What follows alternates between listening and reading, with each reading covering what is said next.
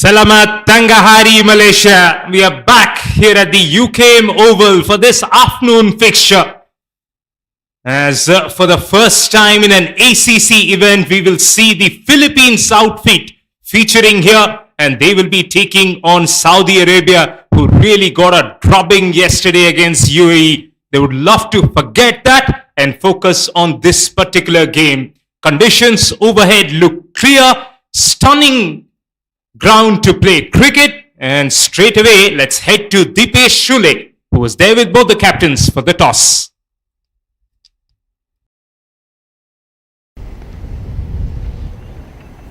It is toss time out here at this wonderful venue of UKM Oval, and with me I have the two captains. Today it's going to be an interesting game between Philippines and Saudi Arabia. I have Katie Donovan, the captain of Philippines, and Mashail Waqas, the captain of Saudi Arabia. And also we have the match referee with us, Supriya Das. So now I request the captain of Philippines, Katie Donovan, to flip the coin in the air. Tails is the call. Tails was the call, and heads it is. If you can please step ahead. Now that you win the toss, what have you decided and why? We decided to bat first. We just be a good chance to see get all our team involved in the play and see how the pitch plays. Batting first is your decision. Tell us the preparations that were going on for so many days for this wonderful game and this wonderful tournament. We had some training sessions back home in Manila, and then the overseas players had their own either games or like training. And then we've had a few days rest before this first game, and we had a training session yesterday, and also the first day where everyone had training sessions. So we had some good sightings there. So yeah. What is the total that you're looking to put on the board against Saudi Arabia? We'll be looking to put on a decent score, hopefully a competitive one. Yeah. All the best to you. Can I have a quick word now with the captain of Saudi Arabia? Now that you've been put to bowl, what would be your game plan and what are the positives that you're getting in this game? Well, we'll try to take some early wickets and defend them to a low score. What is the discussions in the team? How are the positives coming out? Because what's gone is gone. What's there in your hand is the next game, is the next opportunity. How do you look forward to that? Yes, we're here with a fresh mind. Yesterday was a learning opportunity for us. We're ready. We're here with a new mindset, and hopefully we'll do good, better than yesterday. Yeah. All the best to you as well. News from the center. Philippines has won the toss and they have decided to bat first. You'll have to say top call from Katie Donovan to win the toss and decide to put runs on the board. Let's look at the playing 11s then. Katie Donovan, the premier all-rounder left-hand bat, she'll be leading them. She's got Emilia Valdez as her deputy. There's Carrie Keane. Zoe Wong, only 16 years old. She gets an opportunity in their first ACC event. Revan Castillo, watch out for her. There's Keane, Jessica, the keeper batter. And we'll move on to Saudi Arabia, who have handed out two caps. One of them to Mahin Amir and the other one to Afsan Khan. So two debutants in this side trying to bring out fresh energy in terms of the result that they got yesterday. To try and forget that, they've just got those two players in the mix. And as we see Saudi Arabia taking field right now, it'll be important, as Waqas, their captain, mentioned at the toss, to start with early wickets. If they don't, this could be a really long afternoon, because the Philippines batting lineup, they bat really deep, and they'll be hoping they can put up a really big score first and then go on and defend it well. To tell you more about these two teams, the match in hand, and the conditions, because he was out there for the toss, here with me in the commentary box is Dipesh. Welcome back. Well, thank you, Bapshish, and I certainly would like to say this, that Philippines were very confident when they decided I was down there with Katie, and probably looking at the wicket. The wicket is very dry, so you can expect a lot of runs to come in early, and they will love to take the advantage of the power play overs as well. It's now how you are going to start. On the other hand, Saudi Arabia, after coming from a tough day yesterday, I think they will be prepared with their game plan. So it's going to be an interesting contest to witness between these two wonderful teams. And yes, as you said earlier, that Philippines is playing for the first time in this ACC tournament. So we'll have to see how they perform in this particular match. Well, I've got high hopes from them because some of their players, they've got a mix of players. Few of them, at least third of that squad, practices in different parts of the world. And then all of them, of course, got together in Philippines just before the start of this tournament, had a few training sessions. Here is Ashmal, as it looks like, from the city end with the new ball. The two additions that Saudi Arabia they've made, Mahin and Afsan, both are right-handed batters. So clearly, it's the batting that they have amped up on. Right now on strike, it's Amelia Valdez for the first ball. Valdez just sees that through wayward start there from Saudi. First runs on the board. Well, yes, immediately getting off the mark. Not a great delivery, and she will have to bowl that again probably. Started off with a wide ball there. Amelia Valdez is the one who's on strike, and yes, this generally happens. You try to get in line early, and sometimes you lose that one. Probably now she needs to focus on bowling more onto those three sticks, Ashmal Hashmi. Yes, what could work for Ashmal is if she can get a little tighter to the umpire and the stumps. Currently, she's bowling from really wide of the crease, and that's not helping the cause. That's missed the cut strip. That's why the umpire has signaled it as a no ball. That ball missed the cut strip and landed to the left of the playing surface. So early on, it'll be a free hit for Amelia Valdez. She would be just accepting these runs with a smile on her face. There's nothing to do for the batter when you are bowling those extras. It's all about receiving. No efforts at all. Free hit then.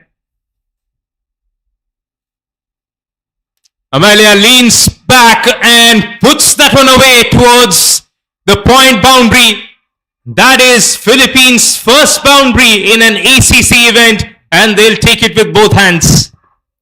Well, had a lot of time on that one. Look at that, little onto the back foot, and punches that one in the air, and that will go for a boundary. Especially when you have started with three wide balls, you will see a chance. You will sight an opportunity to take on the bowler, try to put that early pressure by hitting those boundaries, and Amelia would have loved that moment.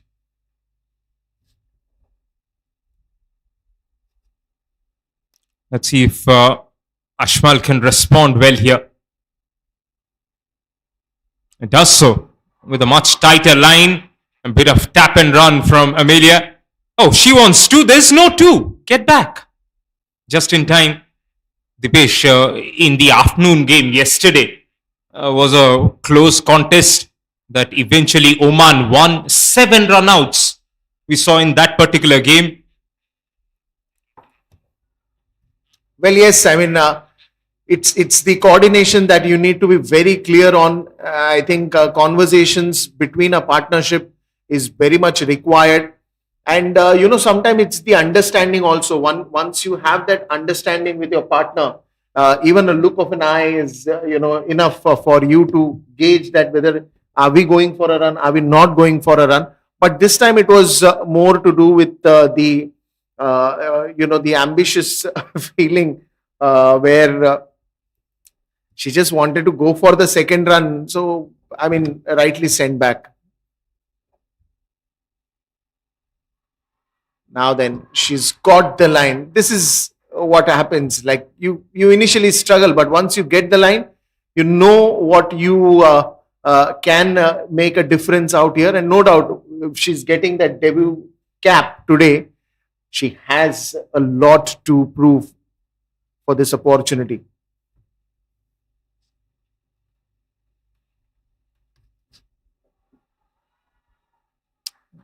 Good stop by that mid-off fielder. Won't be able to stop the run. And that was Wall getting off the mark. Amelia and Eliza, the two opening batters for Philippines.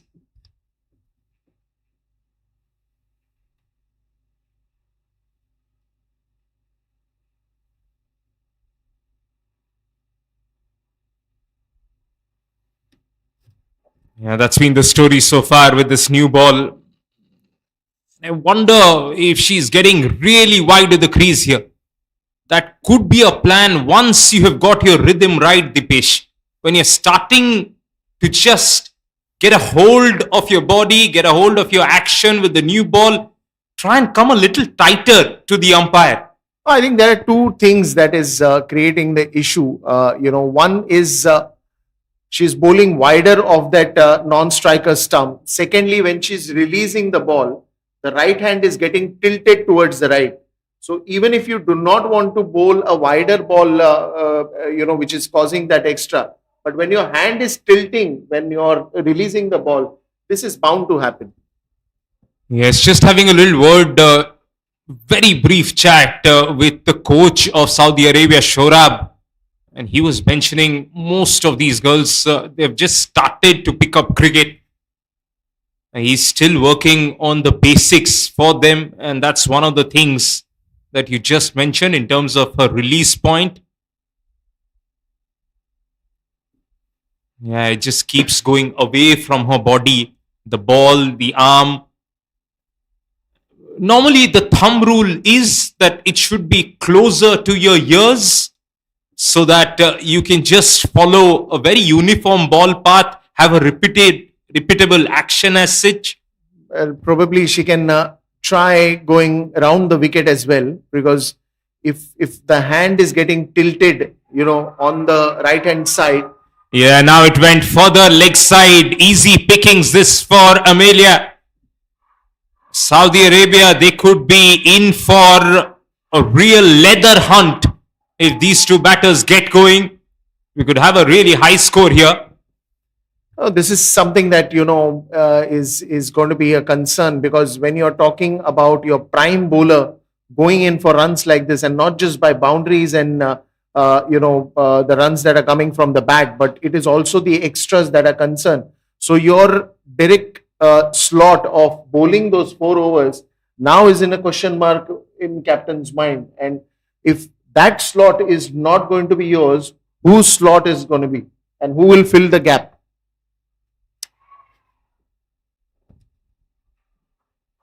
Single down to the sweeper fielder. And that ends a really long over from Ashmal Hashmi. Philippines, in their first appearance in an ACC tournament, are off to a flyer.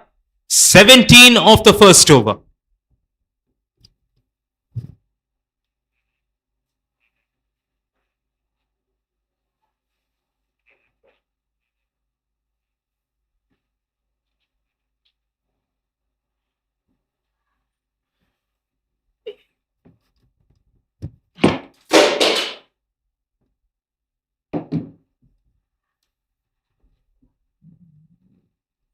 Could be first signs of spin. As we see the keeper standing up to the stumps. And it seems it's Laiba.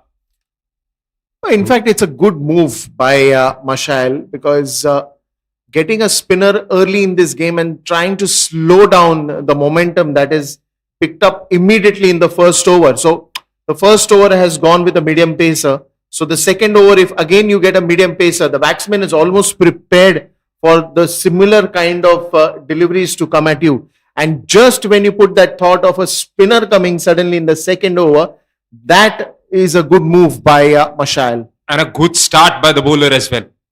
Just a length ball outside off, left alone.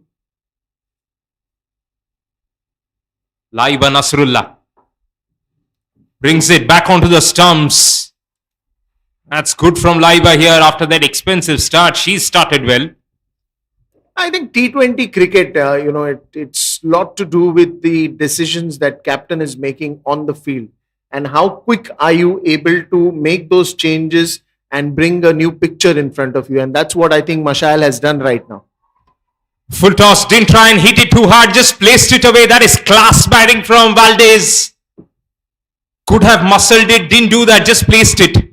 Full toss ball, nothing much to do, just guided the ball and gets a boundary. Sometimes, it's not only about muscling it, but it's all about clever cricket as well. If you're clever enough to get those gaps, eventually you want a boundary or a sixer, you can get it with this fashion as well. Could be too early to predict, but so far on this ground in this tournament, we haven't seen a 200 total. This could be it. Once again, just to the left of that short third fielder. She has to do a lot of hard work to stop it. Two more. Well, just easy pickings here. Opening the phase of the bat, knows where you want to go for. And, with the spinner coming in, it's not completely pace off. It still has some pace when, she's bowling that one. So it's making easy for the batter to actually guide the ball towards the areas where she can find the gaps and get those runs at ease. Much better. Much better. See, this is what you need to bowl. If you're going to bowl wider of the off stump or trying to bowl those full tosses, it's not going to work early in the power play because the batsman is already, on the front foot. But if you can bowl more on those three sticks, there will be a difference. Somehow they got to work together as a bowling unit and cut down on the extras. It's not just about the extra runs that they're giving away. At some point of time, they'll run out of time as well to finish their 20 overs, which will mean more penalty in terms of fielding restrictions. This time, Valdez was not ready.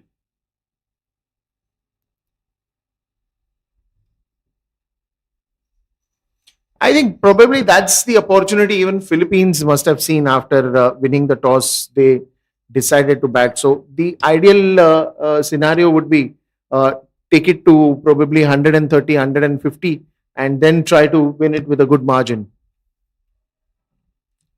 With the kind of a run rate we have seen so far, Dipesh, maybe they're looking at 230, 250. 25 for no loss after the first two.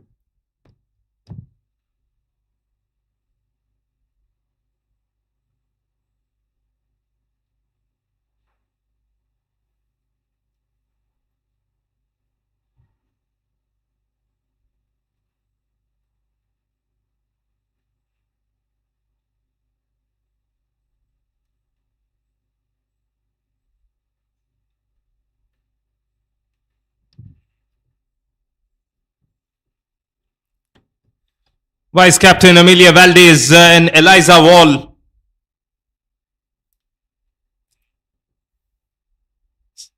Starting to turn the squeeze on the Saudi Arabia bowlers early on. Already 25 runs on the board. And this is where you find, two bowlers anyways, I had to bowl those first two overs which are being brought into the attack, and now you have a third bowler coming in. So, sometimes the captain also gets into the fix because if you are going to get runs early on the board where the power play overs are ideally for that, but then sometimes the bowler also has to step up to the occasion to stop those run gates which are flowing very easily. Now, this is a promising start, it looks like. She's got a much better action as well in terms of her release point. So that should make her a lot more consistent indeed.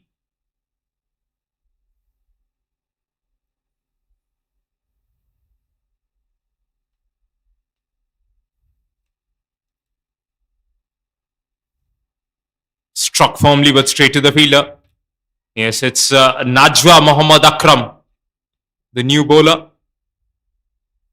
Well, this will boost confidence. This will surely boost confidence because this is what you want. Even if you've conceded runs in the first 2 overs, there has to be one responsible person who gets back what is lost. Yes, and does the cleanup job. Najwa has been driven and driven perfectly. That is a sparkling on drive.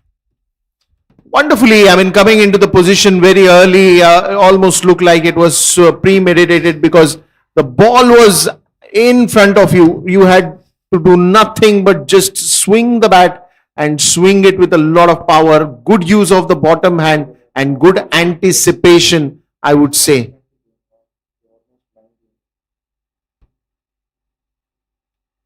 Amelia Valdez, she's right now looking very firm in the center. Another one, but good field placement. Can you send somebody to connect it properly, please? Just a single here.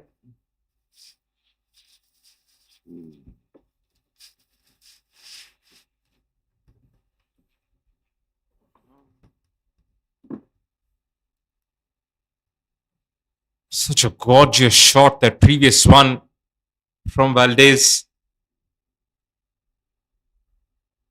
Now waits for the ball and plays that towards that sweeper fielder. So far, no threat whatsoever to these two openers. So it's about filling your boots from here on in, Dipesh. They've both got a start. Try and dig in and go deep. Oh, I think it's the start that is already given. You know, when you ignite a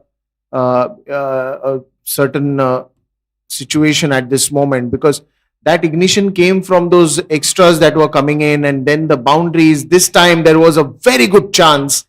The ball was in the air for quite some time, and even the catch is dropped. Yes, I was trying to observe the Saudi fielders in their warm-up, and not a lot of them were catching it clean. And that is also the debutant Afsan Khan, who's dropped that early opportunity.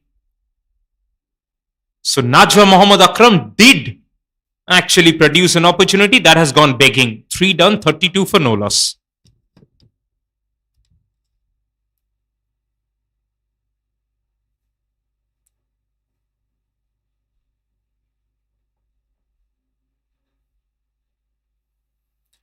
Well, you've almost started, the 3 overs in which you've already crossed 10.5 run rate. Precisely, it is 10.67. You're going to have a wonderful power play.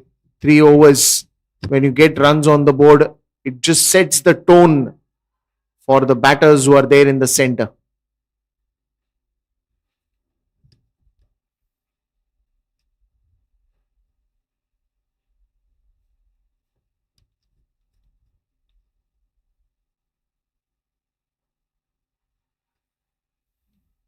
This is what Laiba did in the first over as well. Started really well, and then still conceded 8 of that over. If she can manage to finish this over well as well, there'll be some control from Saudi.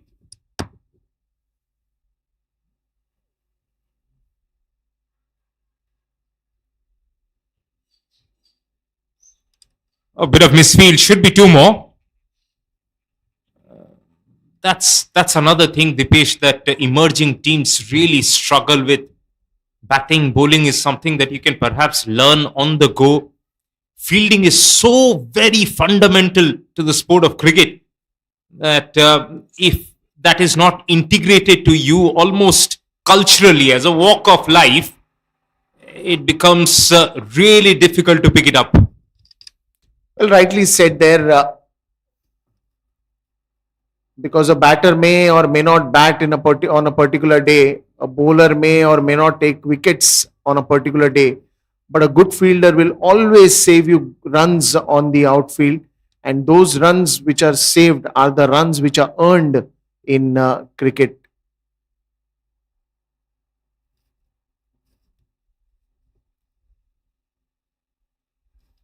He played it late, really late. That from Wall. I was just looking at the feet movement, there was no movement at all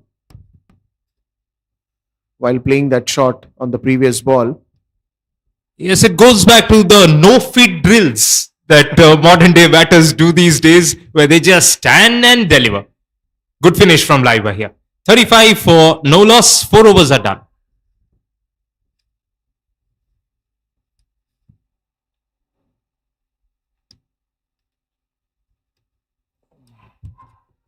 Just as we begin another over, just wanted to touch upon something that I came across before the game.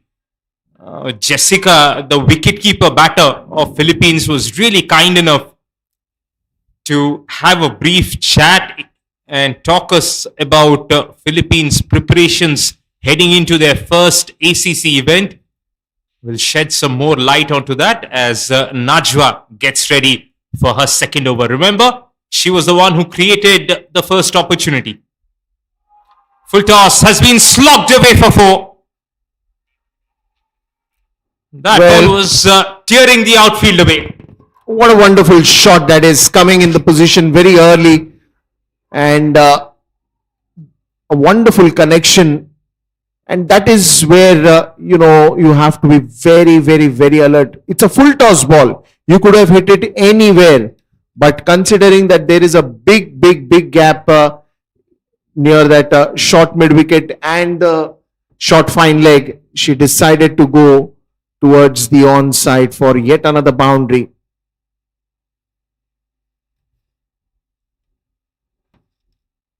Yeah, so speaking to Jessica, what she mentioned was some of the homegrown players of Philippines, they actually play in the men's league.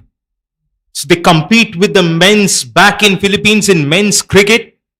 And that has really helped their cause in terms of preparing tough. So that when you prepare in those conditions, yes, through them, no stopping that. Second boundary of the over. Bat ball outside off. Valdez will hit them all day. Well, the complete stretch of the body, and again, what a fantastic angle that she gets herself into. Look at that. Outside the off stump, just stretches that front foot and finds a perfect gap. Lovely shot that is. Score moves to 44.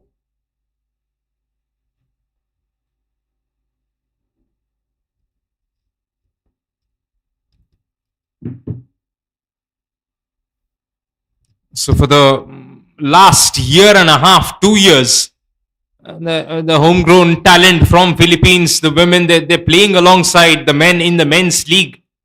And the reason I'm just drawing that point here, Dipesh, because I have seen the senior men's team of Saudi Arabia, and they're a gun side. They're brilliant in terms of the skill set that they have got. The fitness levels are sky high. And that is perhaps one of the ideas that they can borrow from Philippines and make these young girls train, perhaps not with the senior men cricketers, with the age group boys, that is, with the under 16 boys, under 19 boys, so that in terms of their preparations, they will be rubbing shoulders with the best in the country.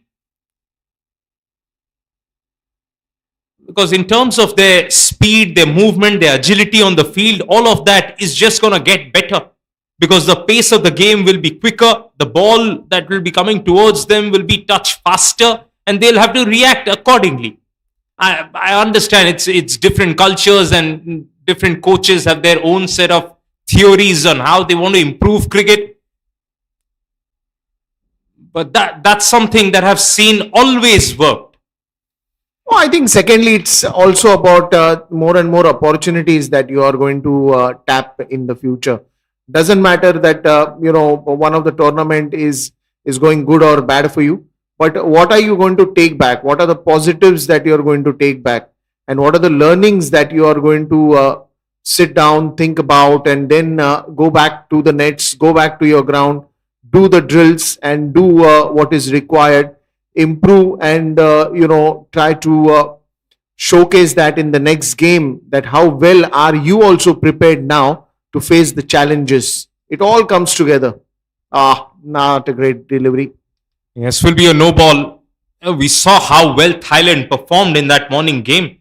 And Dipesh, I was in Cricket Association of Pondicherry, state, union territory, in fact, in the south of India. And the Thailand women's team, they had a long camp there, perhaps for 30 days, 40, 45 days. They were there. There are 8 grounds there, so they were practicing. So those kind of exposure really has taken them a notch. Free hit has been freely played away over mid-off, but no more pace onto that. 5 overs are done. We'll keep discussing. 49 for no loss.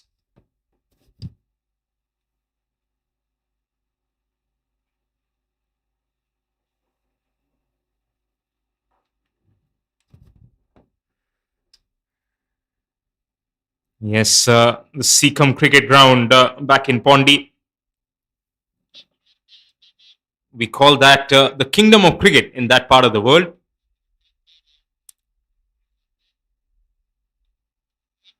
So the Thailand women, they were camping there, and they must have gotten a lot out of that trip. It's been 6 months to what was Saudi Arabia's first international trip to Oman, where they played some matches, got a bit of practice in.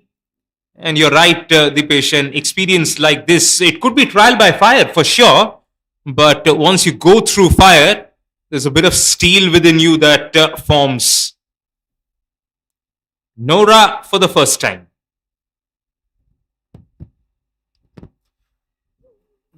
Oh, nobody back on the onside, so will be easy couple of runs. Again, short of the land delivery, it is just making the batter's job so easy.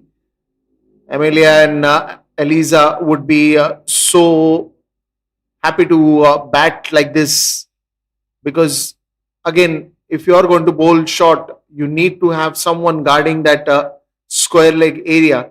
You have one at the backward point, which is deep, and then you have one at the deep third.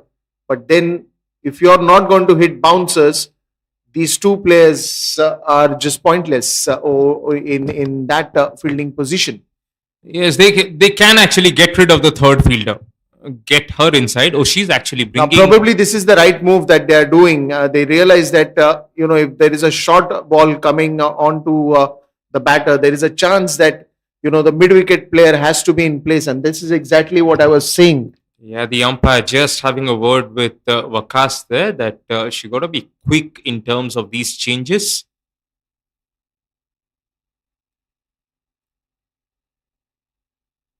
Valdez gets full toss. She's hit that one towards deep fine leg. Will be another, could have been another boundary, but the ball just died towards the ropes.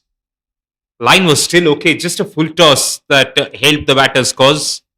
I think good fielding also in the deep. She had to cover a lot of ground, and she does it well. Whatever you save for the team with contributions like this will always be helpful for you in the second innings, because you've saved those runs.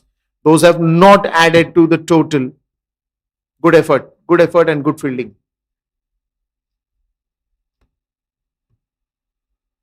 No protection there for sure. And this time there is enough firepower behind that shot to the extra cover boundary. Takes Valdez to 44. Well, this could be the fastest half-century approach that I think in this tournament, the ACC Women's Premier Cup 2026, and the way Valdez is playing, she is in for a big innings here.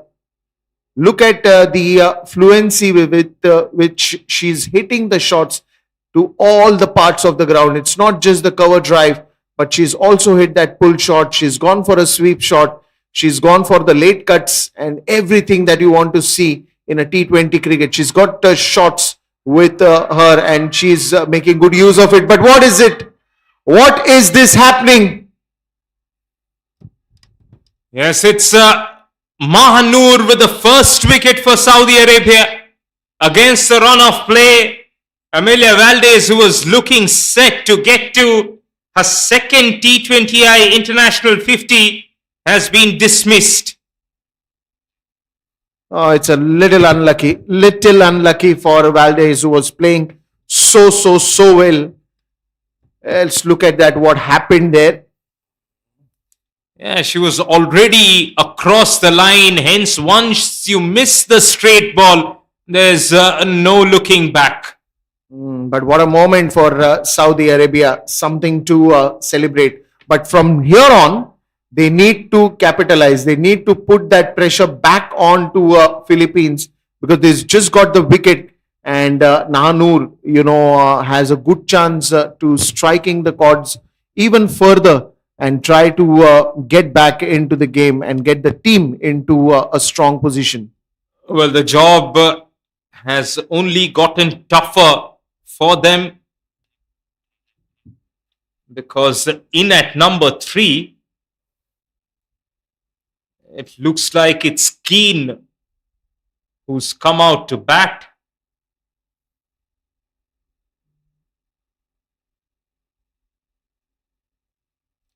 Who's one of the top batters in the Philippines batting unit. Looking at the surface, looking at the bowling attack, she'll be hoping she should be there for the start of the slog overs. Noor with a bit of energy and bowls it really well. Oh, that's a tight call from the ump. Maybe it was still on the line. Line belongs to the umpire, but wasn't far away from the outside edge either. Well, at least that attempt to go for an extra bit of pace was there. Things are reshaping, I think, for Saudi Arabia, especially the way things started off for them. This is much better. You can almost see that while she comes and runs in, just before she releases the ball, she jumps to the left.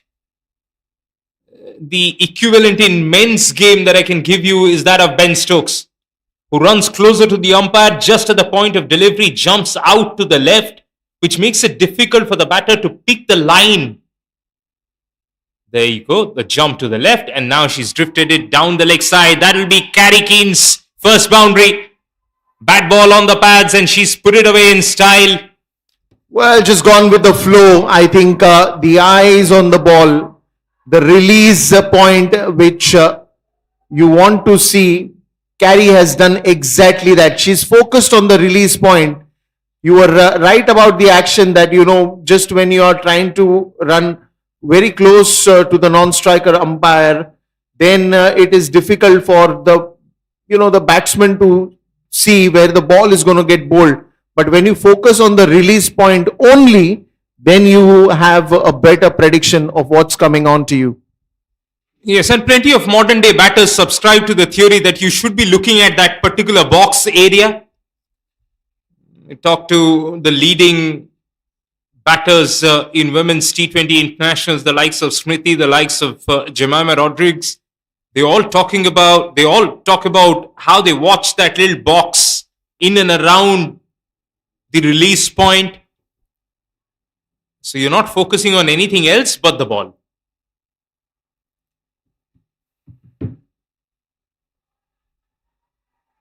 There is a new bowler, Saira. Power play has ended, so bit more protection for Saira now. And I think once you start the power play on such a good note, it is a clear message from even the coach and the captain saying that just go out there, enjoy, get runs. We have wickets in hand, but just try to contribute in your innings to the best. And you talk about 63 for 1 already in 6.1 over. A run rate of 10.22. Just in terms of the roles being defined, the coach of Philippines was, in fact, the manager of Philippines was very particular in mentioning that, yes, all these girls, they've been given very specific roles and we want them to grow in those roles. And one of the roles for wall is to be the wall and be there, keep rotating strike. Because that's what she was doing so that she can give the strike to Carrie Keane, who can put the bad balls away as she's done so, short and wide and hit with a lot of power. This is absolutely magnificent batting, finding the gaps and punching the ball hard. Look at the body balance that she had on the previous shot that she played. Wonderful execution. Again, bit of that changes happening in the field, and umpire will very soon intervene because the time is getting exhausted. But one more wonderful shot, and that's gone all the way for a sixer. She's dancing with joy, and why not? Yes, and gets the response as well from the dugout. That's the captain. Donovan pretty pleased with the effort as well. They look like a lively unit out there. Must be really fun to be a part of a young group like that, Dipesh, who are enjoying every little run that they're getting. Well, more than that shot, I really loved the innocence with which Carrie Keane started jumping in the air. It's such a wonderful and a cute moment actually to live, finally what you've taken so much hard work for. Another lofted shot, this time goes through the fielder, could be back-to-back sixes, not to be. Apparently that just fell short of the ropes. Najwa Akram down at the square leg boundary. Again, poor ball down the leg side. It's just landed before the ropes. Saudi Arabia is for sure going to be in for a very big target. Also, Dipesh, what this afternoon heat does to you after being out there for 20 overs, it really does jams up your legs when you go out there and bat. Superb. We saw him do so. We saw her do so couple of overs back. She's done so once again at that deep cover boundary, saved 2 more. Nevertheless, expensive over. 17 from Sara's first over. That was Abir. 79 for 1. 7 overs are done.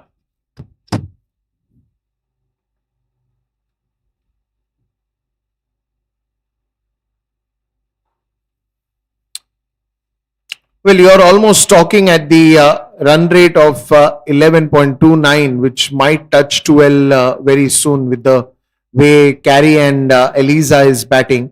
Now, Carrie has come after, the first wicket that went down. But Eliza is standing to that name of being the wall. And you need such batters. I'm mentioning this point because you need the batters to stand with you for a long innings like this. So Eliza's role is also very important in this. But soft dismissal. Carrie Keane wanted to go on to the back foot and try to clear the mid off and found the bowler instead. Sara is happy. Yeah, if you take a look at that particular shot, her weight was on the back foot while she was trying to hit it, and hence there was no forward energy onto the ball. I believe that is wall, yes. Wall who's mistimed that because that's not her role. Oh, Her role so far has been to rotate the strike. But I think it's just the ball and how slow it was made her change that role and go for the weak shot. As you see the imposing figure, the tall figure of Katie Donovan, the captain of Philippines, striding out. well, she would be very happy, to walk in at this point in time of the game where you already have 79 runs, and all that you need to do from here on is just to take it to another level. I think the happy captain has walked in, and let's see what she's got in the store. Katie Donovan, left-handed bat, has the experience of playing county cricket in UK. So you expect her to deliver the goods at this level. Round the wicket. That's good from Noor. Straight away bringing the ball back onto the stumps.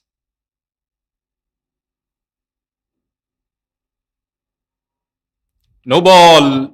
Utter gift to Katie Donovan, who will have a free hit straight away. And extras like this are going to be real concern because it is also increasing the time of play, and eventually by the end of the 20 overs you will also see some fines being imposed because you got to take care of the time also. She's missed the free hit. Wanted to really muscle that one away rather than just time it. Yes, you're right, Dipesh. They could be serving the penalty as early as 15th over. Because right now, they just seem to be behind.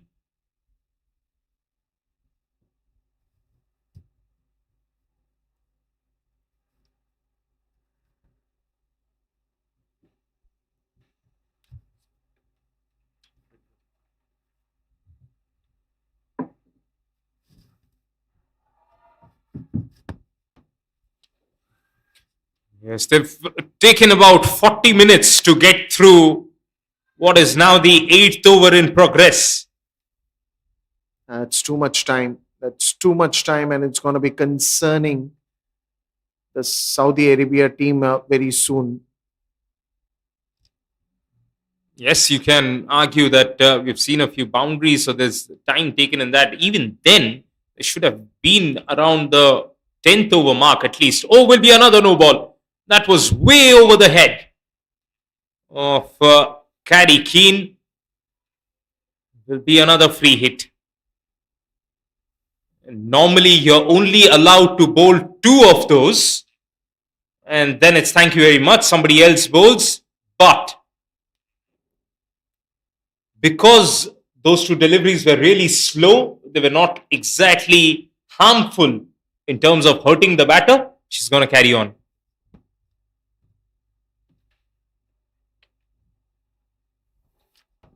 Will be yet another no ball then. I wonder how long this can carry on though. Sometimes it does happen that you're a very good bowler, but once you get that loop of bowling extras, it has happened with the best of the bowlers. I think Nanur just needs to focus and just needs to release the ball onto the stumps. Yeah, it could be also sweaty palms because the sun is right on top of the players right now. Yes, but that can happen for once, for twice, not in a row, 3 times. Also, the left-right combination out there doesn't help her cause that she has to change from over the wicket to round the wicket, as she's done so now to Katie Donovan. She's actually bowling well to the left-hander. Good run taken by Katie. Well, that is much better. I mean, if something is not working for you, you might as well go and change the side and see what angle that you are comfortable to bowl for a left-hander. And many a times I've seen right-handers going over the wicket for a right-hander and round the wicket for a left-hander. So that's something which is common. Yes, it's a very modern thing though, Dipesh. What it has done It has made the left-handers become really good against bowlers who go around the wicket now. The classic examples is the wonder kid from India, Vaibhav Suryavanshi. When he stepped out to under-19 cricket, people thought they could just bowl off spin from round the wicket to him. What they didn't know is that by doing so to him, he'll pick it up so well because he picks up everything. He learns quickly. Now look at him from around the wicket. He just murders bowlers. Once again, Donovan gets a rank long hop and pulls it away for 4. First boundary for the skipper.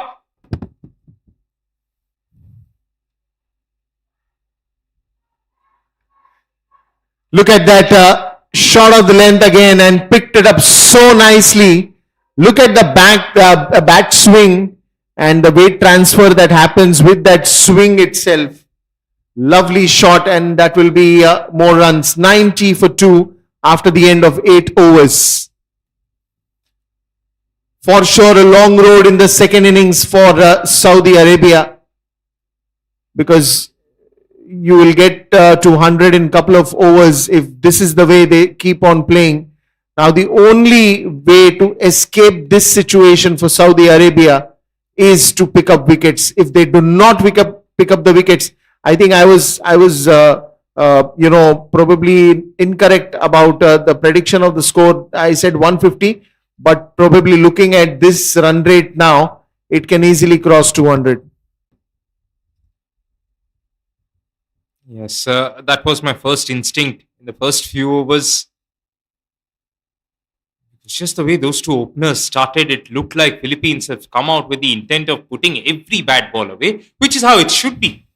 Because you're not exactly just looking at this particular game. This is the start of the tournament for them. If they put up a really high score, then that's the confidence the entire batting unit will carry with them. Sara into her second over. Over the wicket now to the left-hander. Kitty off the back foot. Plays that to her opposite number, Mashail Wakas. Single taken. Well, it's just the double tap on the bat because she was trying to slice the ball, going for a square cut, but it didn't really went where she wanted to play. Still manages to take a single here. And it's not only about the boundaries or the sixes that we've seen till now, but it's also that quick run that they've always welcomed with, and also sometimes to convert that single into a double as well. So running between the wickets has been very apt. Bit of normalcy in this over so far from Sara. No extras. She's kept it in and around off stump to both the righty and lefty. And those are good signs.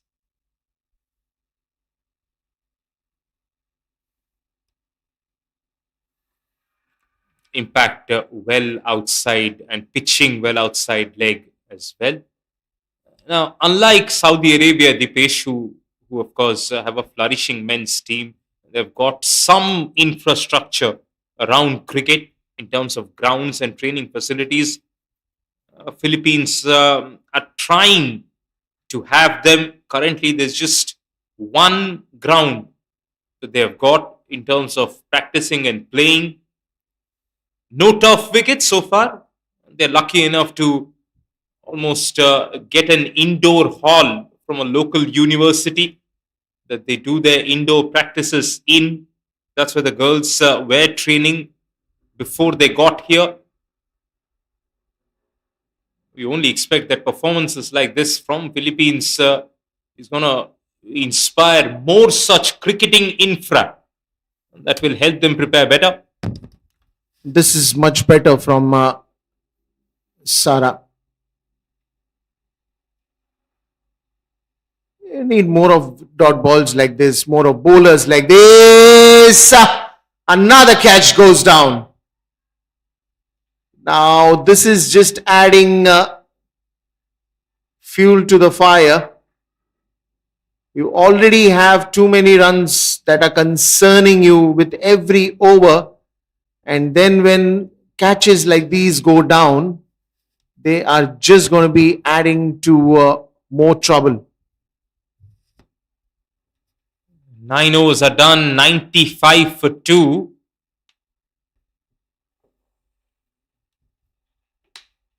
No respite so far for Saudi Arabia other than those 2 wickets that Noor got them.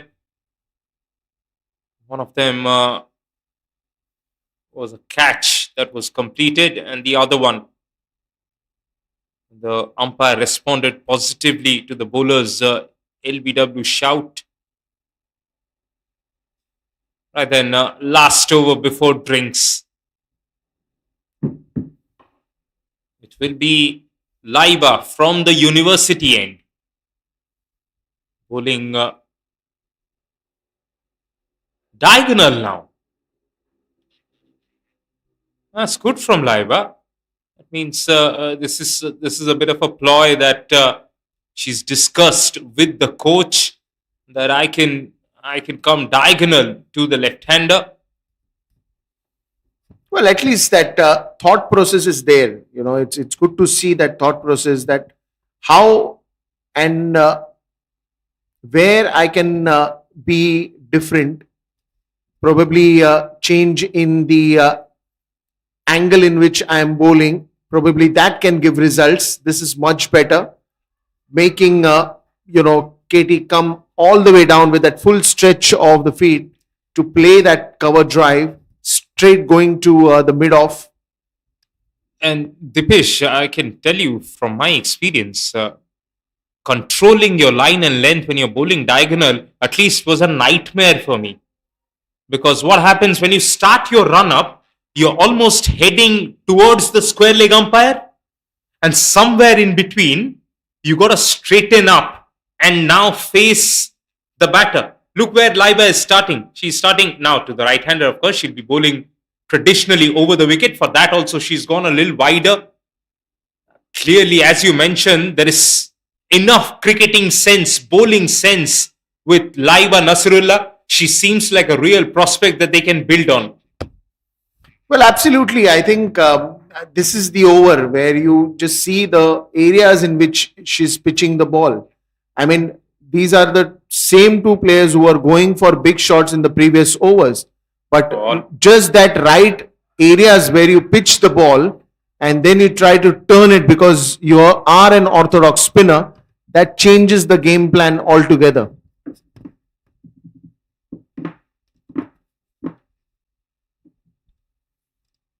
Katie Donovan and Carrie Keane just 2 more runs away from the century score of the team.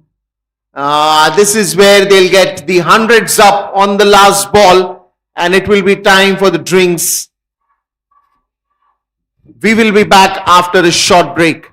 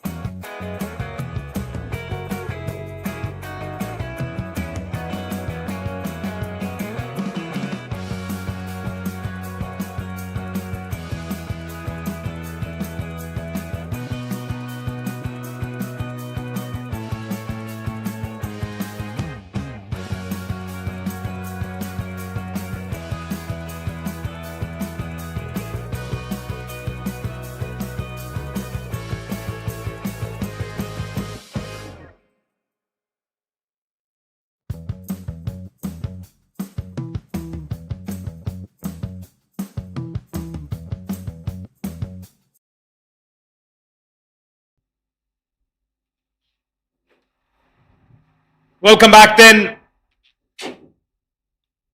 Well, Saudi Arabia needed that drinks break because they've been chasing leather all throughout this first hour in this fixture, and Philippines richly deserved that drinks break. With Carrie Keane now batting on 29, she's at the non-striker's end. Katie Donovan on strike. Here is Noor again, and she's missed the radar completely, pulling it way down the leg side. That would have been a wide to the right-hander as well. 103 now, the scoreboard. Well, this is what the problem has been right from the start. And that is where it does not look good. Probably that drink session should have been a session where things should have been changed. Another one that, oh, that's a misfield. And that will cost you more 4 runs. Look how far that has gone beyond the ropes. That tells you Katie Donovan smashed it.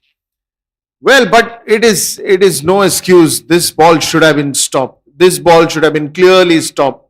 It's not that the fielder is chasing the ball and then it has slipped away. It is straight coming on to you. Come on. Yes, fielding is perhaps their weakest link.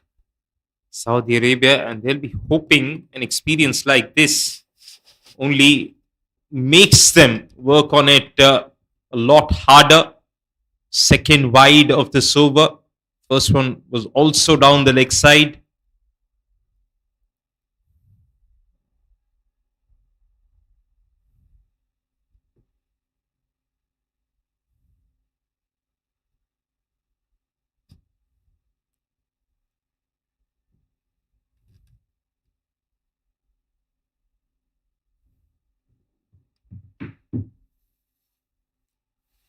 That's going across the left-hander now. As a batter, Dipesh, I can tell you, sometimes when you're facing a bowling attack like this, who bowl a lot of wides here and there, the odd good ball that comes in becomes really tricky. Absolutely, because, the inconsistency that we faced, and that is purely the reason for it. But this is again short of the length, and these are easy pickings for Katie. I mean, she'll be happy to bat like this. Look at that. Yes, just bread butter for any top order bat. Shot on the body that you don't even have to rock back because there is no pace. So you can just stand there and swipe across the line. That dugout will be thoroughly pleased with how they've started the campaign in an ACC event.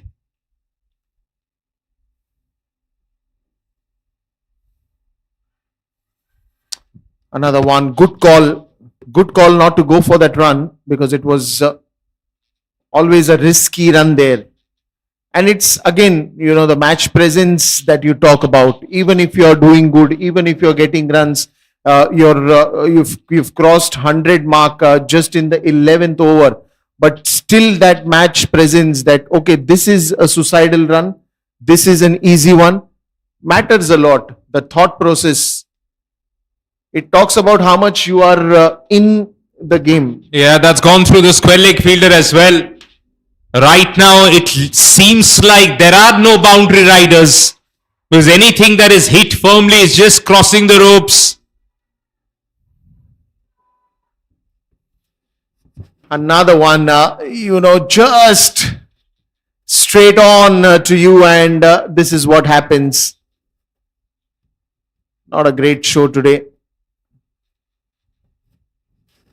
This is just giving away runs.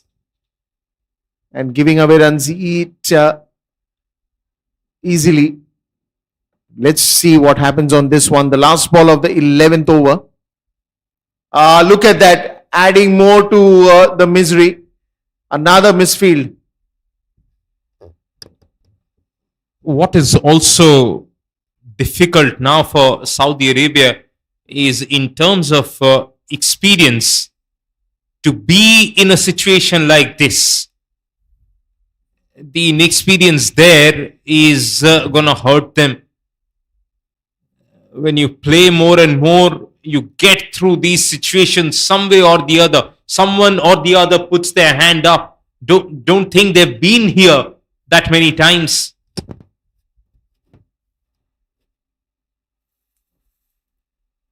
Another white ball, and I'm sure with this, umpires will be also noting the time down. It's 1 hour, 60 minutes that have already gone to, and you're still in the 11th over, which is not even completed. Eyes will be on the watch, Babish.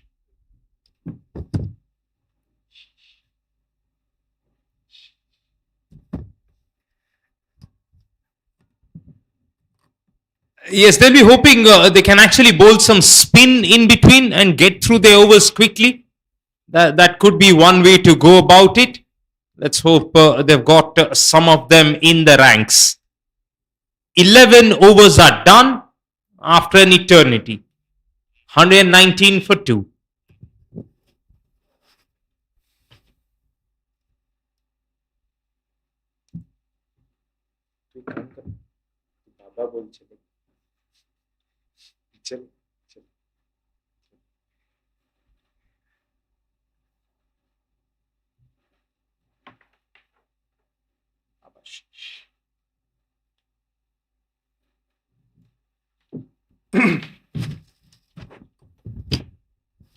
Looks like that is the captain, Michel Vakas, with the ball.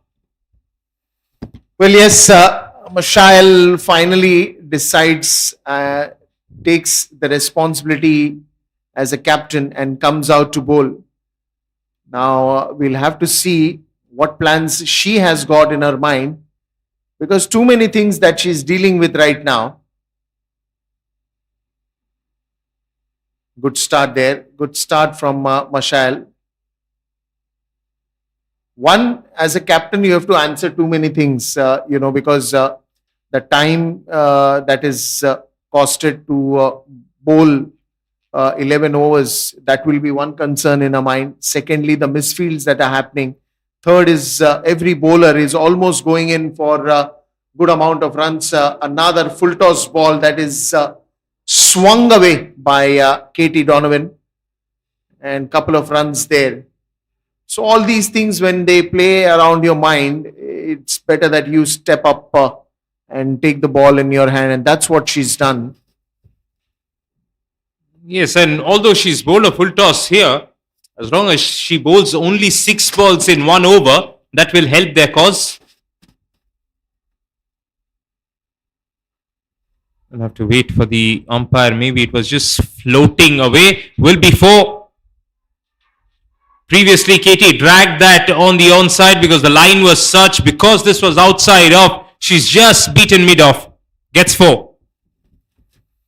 Well, nothing to do on that one. An easy full toss ball, and misfield added some easy moments for the ball to reach to the boundary. This is what is happening. One, if you're bowling good, the misfields happen. Two, when you're not bowling good, the boundaries comes easily. And not a great ball as well, but it should have been stopped. At least it would have been a run or no run on that. But again, look at that. This is a wonderful piece of timing from Katie Donovan. She just taps the ball and let the timing do the rest. What a lovely shot. Yes, with that boundary, clearly you can see shoulders now drooping for the Saudi Arabia players, and that's not a good sign ever. Yes, rightly mentioned, Dipesh, this was all about timing. Katie Donovan allowed the ball to come close to her so that that heavy bat can come down. Lucas herself has given away 10 runs so far.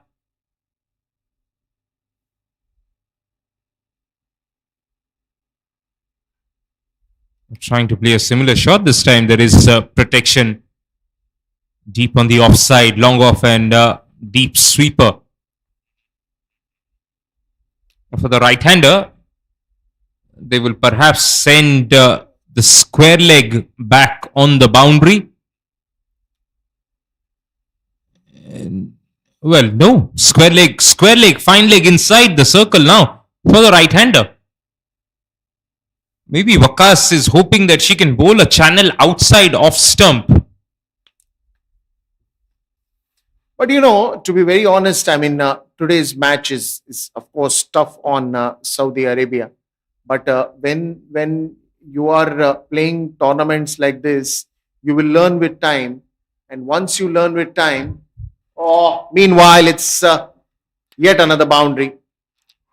Yes, Wakas unable to control the line or the length. Got it way outside off. That makes it another 15 run over. So 12 overs are done. 134 for 2. Well, that is, I was saying that, situations like this may not go by your favor in a match or two, or probably in a tournament or two. But if you take the right learnings back home and work on it and come back stronger, one day you will be the most difficult team to be dealt with. And that is what, all these girls should take as a learning. Also, Dipesh, as you would know very well, playing cricket for your country not just makes you better at cricket, but actually makes you one of the better ambassadors for your nation. When you go travel, when you meet players from other countries, you look at their sort of a lifestyle, their culture, how disciplined they are. You try and bring those little things back home to your own little place so that, upcoming players can look up to you. That really helps the entire cricketing ecosystem grow in the country that you're from. So really, exposure like this, as you mentioned, can be tough, but extremely necessary as well. And things, when they come to you easily, there is no value of it. But when the things that are coming in such a tough way with yet another boundary, Carrie and Katie, they are just loving this wicket. This time it was Katie again going with that shot where she knew again it will be a perfect gap. And the good part when Katie hits shots like this, I mean, couple of them were good timing shots, but whenever she gets time and when she knows that she has enough time to hit the ball, it's almost like she gathers all the strength in the mind and the body, and then she hits that with a lot of power. Oh, that's gone off the back pad to the stumps. Against the run-up play once again. It's Noor with the third wicket. Well, it's good moment for Saudi Arabia to smile here, taking a big wicket of Katie Donovan, who was looking so good. 37 of 24 that she played goes. Noor goes right around the wicket, and the pad comes in between, and it directly goes on to the stumps later. Again, the sudden dip of the height. It did not bounce the way Katie expected it to bounce. But then again, a good wicket for Noor and a good wicket for Saudi Arabia to temporarily slow down things.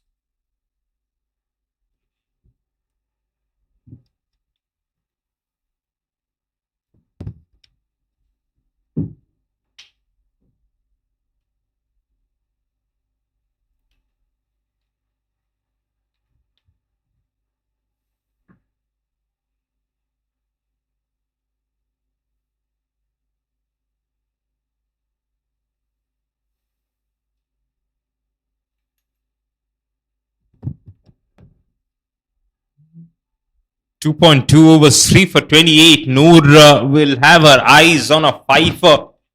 And what a performance, what a record that be for an unranked team like Saudi Arabia. What a moment this is. Young 16-year-old Zoe Wong, for the first time in an ACC event, gets a real bat ball, only off the outside half of the bat. Short third does well.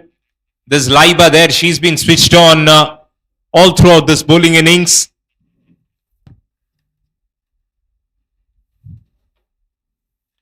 Zoe Wong comes in, but now I think even the same message will be given to Zoe. Go out there and get the best out of your game today. It's already 138. It's now, what is the total that you want to finish in? No ball, another one. Zoe is kind enough to give the free hit away now to Carrie Keane, who's been out there for a while, who's faced 16 balls, and will be hoping that she can convert the snowball. A free hit, in fact. Yes, 3 to 4 under 19 players in this senior women's setup of Philippines. It's a terrific opportunity for them girls. Right now, it's keen to make full use of the free hit where she's gone over the inner circle and will get 4.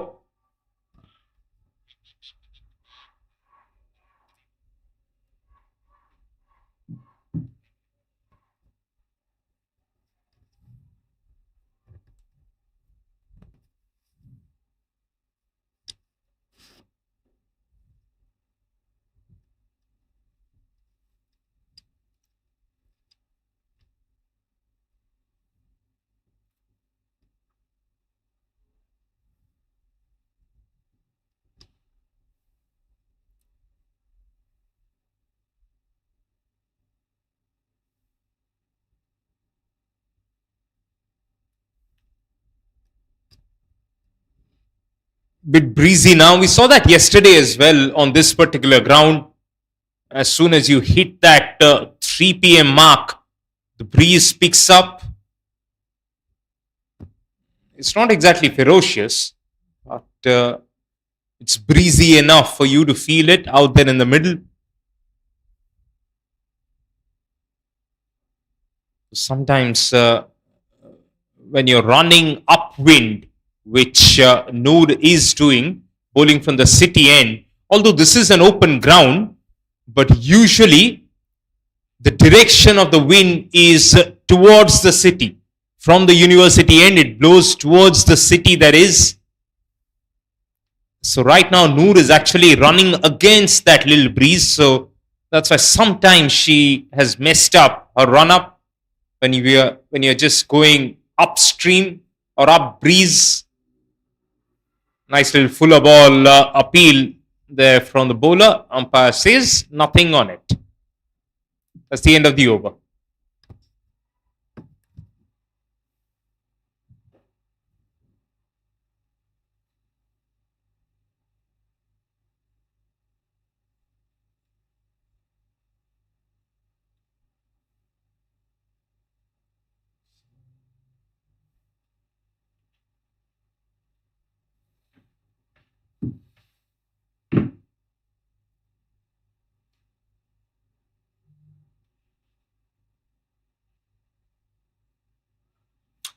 Overs gone, 145 for 3, and you still have 7 more overs to bring in more and more runs.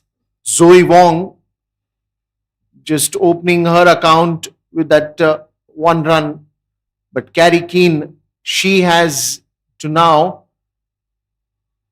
bring in more runs for the team because she spent good amount of time and she's been batting well. She's been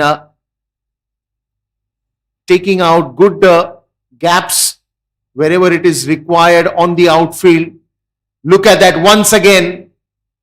Just slashes that ball over the short mid wicket. But there is a fielder and should be only a single. What a fabulous start there by Philippines. The first game in an ACC tournament, and when you start off like this, it just boosts up your confidence. The whole team, I mean, today it is the loudest dugout I've heard because the commentary box is very close, to the commentary box, even if we are in an enclosed area, the excitement is so much, the energy is so much that you're just unstoppable. No, I've kind of observed them a little as well beyond off the field, and as a unit, they're a very tight unit. And as you mentioned, it's a very young squad as well. So the cheers, the dance moves, they all continue on and off the field. Single being stolen away. Getting close to the 150 mark now. Philippines with still 6 more overs of play remaining. Well, I think even this performance of Philippines would be watched by the competitors in the same group, because eventually you'll have to face them today or someday other. Yes, 150 up now with that particular boundary. That was shot way outside off. And there was no way Kari Keane was going to miss out onto that. Another golden piece of advice. I was reading an interview given by the Australian legendary women's cricketer, Elise Perry. What she mentioned was the women's game is actually going through the roofs right now. And as a young women cricketer, if you're trying to make it big, her advice is to go ahead and play as many sports that you can growing up, because her point was not every country will have the top-notch facilities to have a full throttle cricketing exercise for you. But if you can get involved in other sports while you try to make it big in cricket, it just keeps you mentally, physically fit. It prepares you to perform under pressure. It helps you understand how team dynamics works, all of those things. And in the meanwhile, it's 14 done, 152 for 3. And something like that is perhaps what Saudi Arabia can take back. And once perhaps these girls go back, they've got to figure out if in off-season they can actually indulge and involve themselves in other sports, maybe football and so on. I think fair point, as you say, that you will be needing those kind of skills and techniques to better your game. But I still feel that there is an intent, and yes, when you were also talking to the coaches and everyone is putting so much hard work behind these girls that it will take time, but when it comes down, it will come down very strong, and then it will be one of the best teams that you will see in the town as well. Meanwhile, Carrie almost moving towards her half century, 45 of 22 that she's got. And almost every batter out there has had the best of the game, even the previous ones who came, for that matter, Amelia Valdez, or probably you talk about the captain, Katie Donovan. I mean, they just had their wonderful time on the field, and 154 for 3. I think is it good to say that this is the highest of the total that we've seen till now?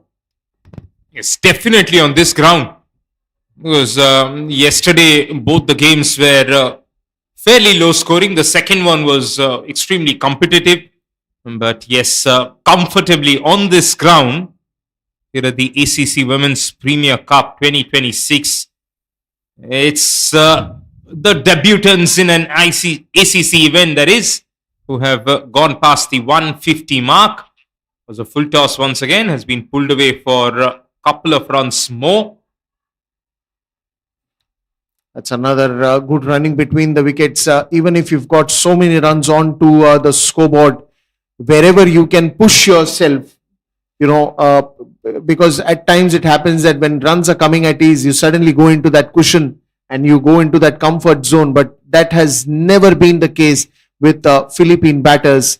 even if there is a close chance of converting that single into a two, two into a three, probably they've never looked back, and that is where I think the consistency in hard work has a lot many things to say. Yes, you can see once again the roles are clearly defined here. Zoe Wong, the youngster, only 16, she's hoping to just rotate strike and give it back to the set batter Keane.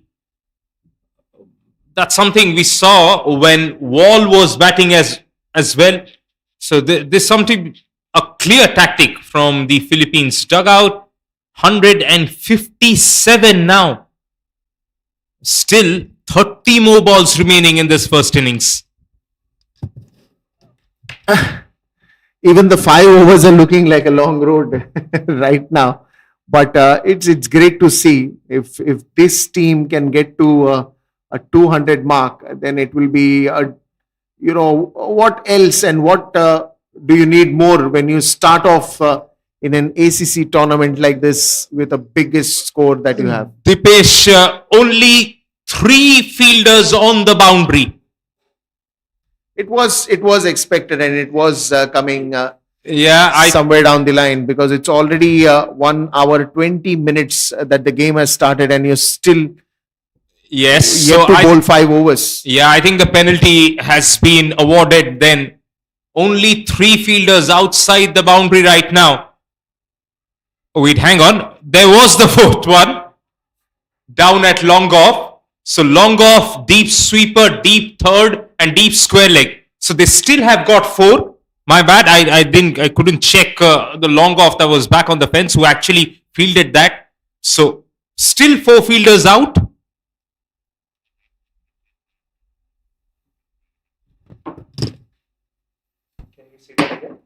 159 for 3, and the 16th over in progress.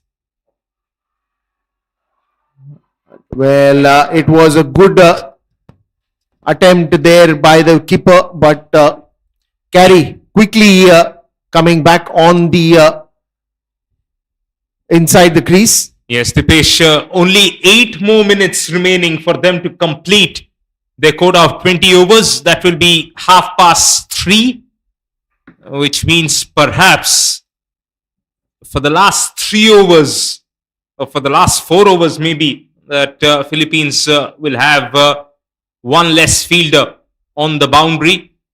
Oh, that's been given as a wide. At this rate, it could be definitely 4 overs. Lot of things to take back for Saudi. Lot of things to take back for Saudi today.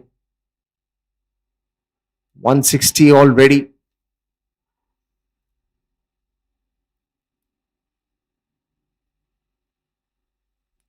Oh, that's a good one. Probably the bat came in early. Change of pace there by Ashmal Hashmi. Just in that second over. She was the one who started the innings and went for 17.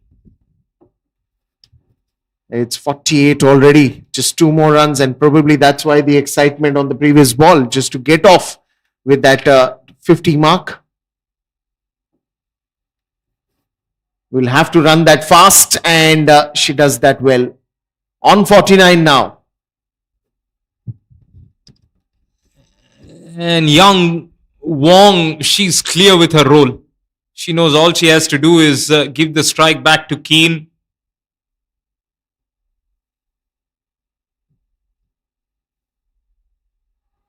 Sweeps it away. Here comes the single, and there you go. Keane on 49. She'll have a ball to get to that milestone in this over itself. What a way for Philippines to start off in this tournament. Gives you a different boost altogether when you're performing so well. And with that, the 50 comes up, not just with a single but with a boundary. The bat goes in the air, and what a moment for Carey Keane. Yes, taking all the applause from that dugout, and they have been loud all throughout this batting innings. A little wave I think that is for a bottle of water, perhaps, for Keane, who's batted brilliantly and deserves a drink there. 16 overs are done, 166 for 3. It's Philippines with their batting unit just pushing that run rate up.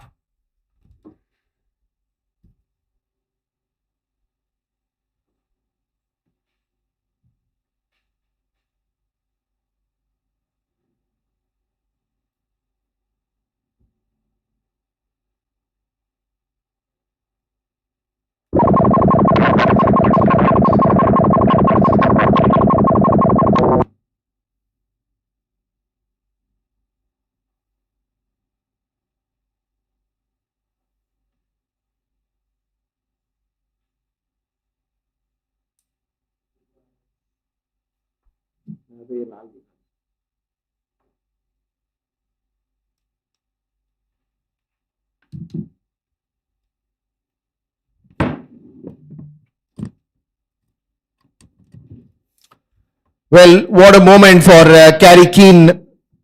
166 for 3 is the score. 4 more overs to go. And she gets to her half century with a boundary. Zoe Wong on the other end, playing a perfect blog in a supporting role where she's giving more and more strike to Carrie. And now it all the more matters that what is the number that you're going to finish. Another white ball. Extras have been a bigger concern in this entire innings. Laiba Nasrullah comes out to bowl the last over of her spell. Straight down the ground this time. It's going to be a chase and the ball will win. Yet another boundary. Comes onto the back foot. Takes a lot of time to hit that one. But when it hits, it goes like a tracer bullet. Look at that. It's also long on fielder was a lot wider there. For the lack of pace that we have seen from Laiba Nasrullah, they're trying to protect the square boundaries, which is why it was extremely smart from Wong to hit it down the ground. This time that was a much fuller ball. Should have been on the front foot for that. But still wanted to power it through the offside. With the opposition being 171 for 3 in 16.1, Laiba Nasrullah has actually bowled well. None for 23 in 3.2. Well, they're going for a big appeal, but the umpire is not interested. Probably some pad on it. Laiba Nasrullah. Again, if you see the bowling figures of everybody, I mean, it's not going to be a good one to analyze at this point in time, because all the girls have really worked hard. They've come back after that yesterday's game. They tried to execute the plans, but probably it's one of the days where the Philippines had a better game with them. It's still not over. The second inning is still with Saudi Arabia to bounce back and get the best of the batting to be showcased. And Dipesh, extremely important when you're in the middle of a game like this and you're still yet to bat.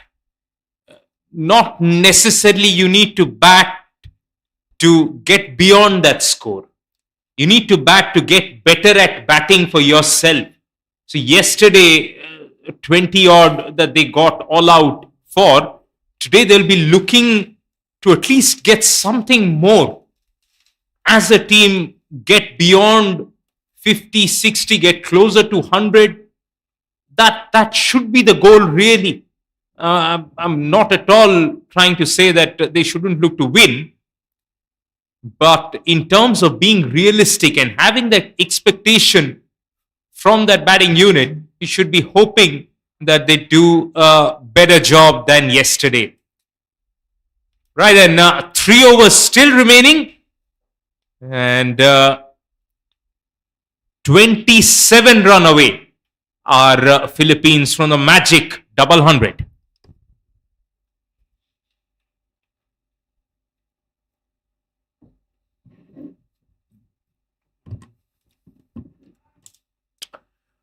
What a long session that we've had, but it's a performance where Philippines will be thrilled to bits.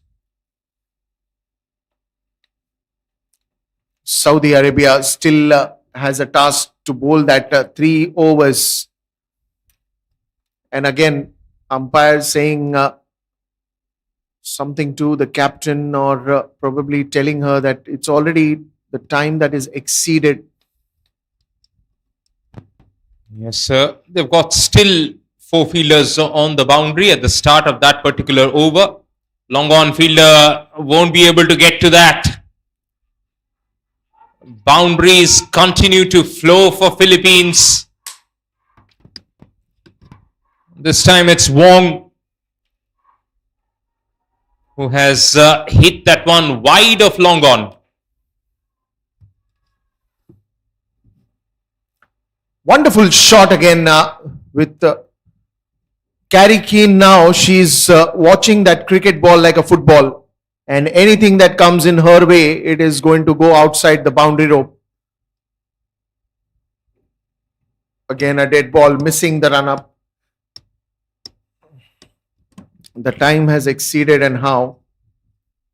And you will see that umpire is making note of everything time and again, just moving away to play that one towards the deep square leg region.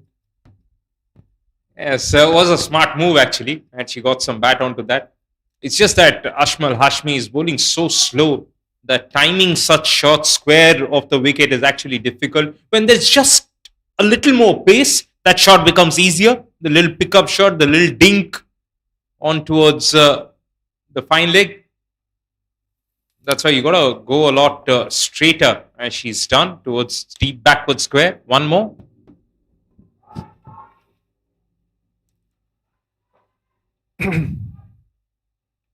They'll remember this performance. They'll remember this performance, and how all those moments that they must have gathered, especially the celebration after Carrie Keane got that half century, was really special. And just looks like someone who enjoys being out there, being in the middle. Yes, it's hot. Yes, it's conditions where you really need to put in a lot of hard work to get fit.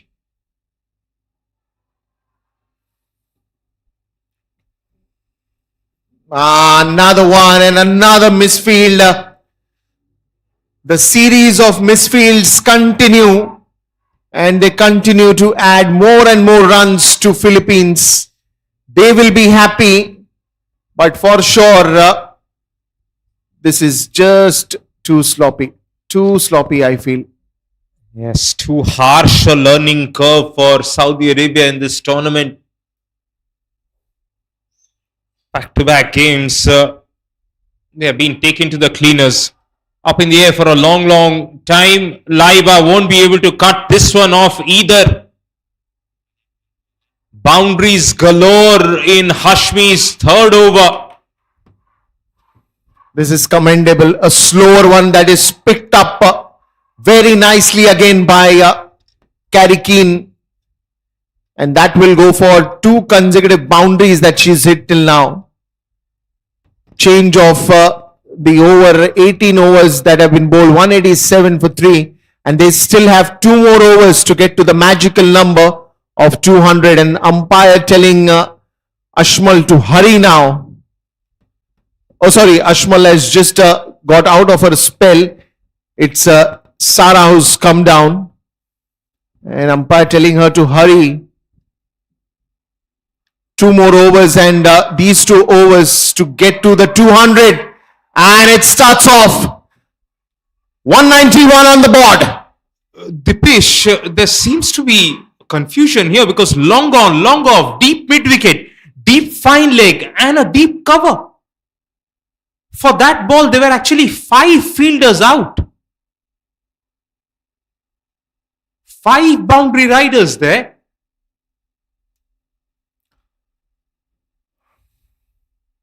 I can still see all 5 of them on the boundary.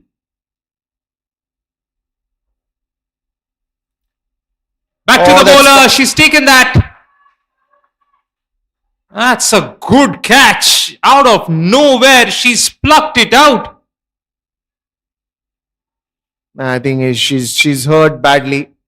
They'll need a physio to action that out. But at this moment, she's picked up a wicket.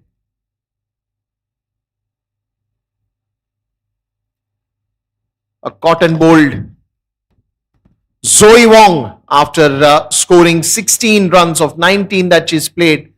But a good supporting role that she's done in this particular scenario, because on other end you had Carey who was playing magnificent and getting those boundaries, getting those big runs, but all that Zoe kept on doing is rotating the strike time and again and just making sure that they build a very big partnership.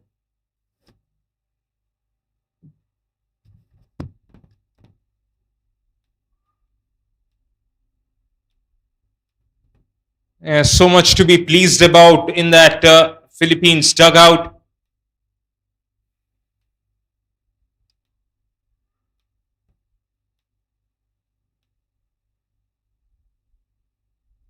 There comes Jessica Medniesta,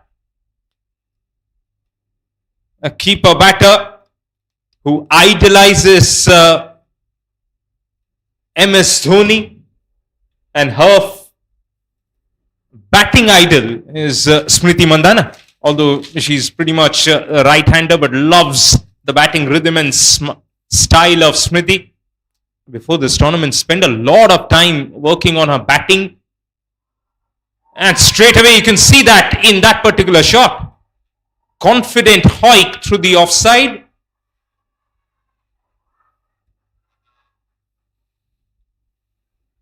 Yeah, ends up being just a run. Yeah, now they have got it right. That deep fine leg fielder has come inside the circle, so that makes it 4 fielders on the boundary. Gone through her. Jessica looking to keep hitting boundaries here, has missed a straight ball, and Sara will pick up another wicket. Bit of late joy for Saudi Arabia here. You know, the best part is to see, I mean, the innocence on everybody's face. They're enjoying that moment, and this is the true spirit of the game. No matter what has happened, no matter how many runs that have gone, no matter, you know, it's at this age, you will make mistakes, you learn from mistakes, but what keeps you going is the joy of playing cricket. It's the joy of being inside that field. It's the joy of playing on that 22 yards, and that cannot be forced. It comes naturally. Just after that wicket, look at the celebration Sara does. That is what you call enjoying the game. Yes, and Dipesh, you know this too. The friends that you make while playing cricket, while being involved in cricket, they're friends for life. Sara must have found a lot of them in this particular side. And these are the friendships you really cherish even after you're done with playing cricket. And this is even the bright side that I, as a commentator, will take away from Saudi Arabia, because this is actually that feeling that don't look at the scoreboard, but I got a wicket. I need to celebrate that moment. Another big appeal, but I think the height must have saved Simranjeet at this moment. Yes, otherwise that was impact in line for sure. You're right. That kind of bond, that kind of friendship is eternal. And Saira right now is enjoying this particular over. She'll be done with her quota of overs with that particular ball, which will be a single to the square leg fielder. 19 overs are finally done. 194 on the board for the Philippines. 6 balls remaining, 6 runs away from the 200 mark. Now it's challenging themselves to get to that 200. Philippines at this moment. And I think they have the right person on strike. I think it will be Carey on strike. Or is it going to be Simranjeet? It is going to be Simranjeet. But the only conversation will be to get Carey on the striker's end. And I think that is the smartest thing to do for Simranjeet and as a team. If you are here to support or if you are watching this live and you're supporting Philippines today, then you will always want Carey Keane to be on strike. Yes, still 4 fielders on the boundary as Simranjeet misses that first ball.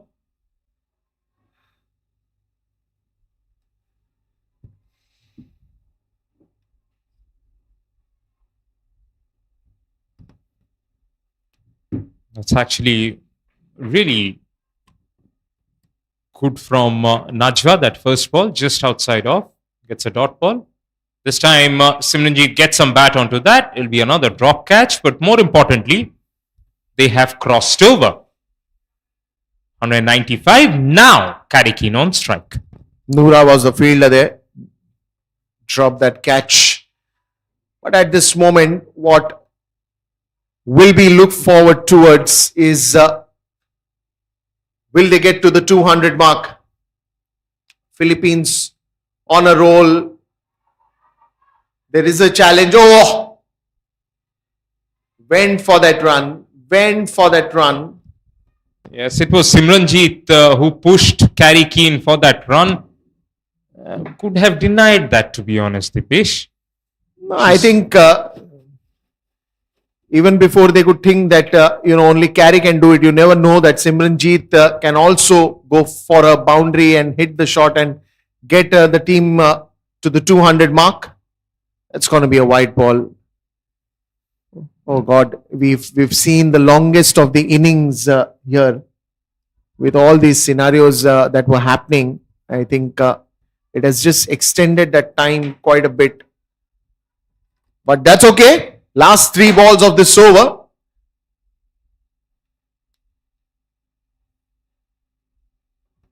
Swing and a miss. Yeah, I never got the point of that single, to be honest. Even if you could be the best of the strikers, the other batter has faced for 35 balls. She's worked hard enough to give herself 3-4 balls here, unless it was Carey's decision as well. That I'm tired, I don't know if I can clear the boundary right now, so Simranjeet with fresh legs might try. If that was the call, then so be it. And she gets the 200 with that wonderful boundary. Well. Even though a couple of those earlier deliveries went in as a dot ball, the 200 for Philippines comes in style. A slower one that is picked up, clears the shorter mid-wicket fielder there and gets to the 200. What a day for Philippines and what a day for Simranjeet to come in at this stage of the game and get your team to the 200 total. Yes, they'll be extremely delighted. Their first appearance in an ACC event, and as a batting group, they have gone past double 100. 2 more, which will cap it off right now for them. 203, a gigantic first innings total by the Philippines women.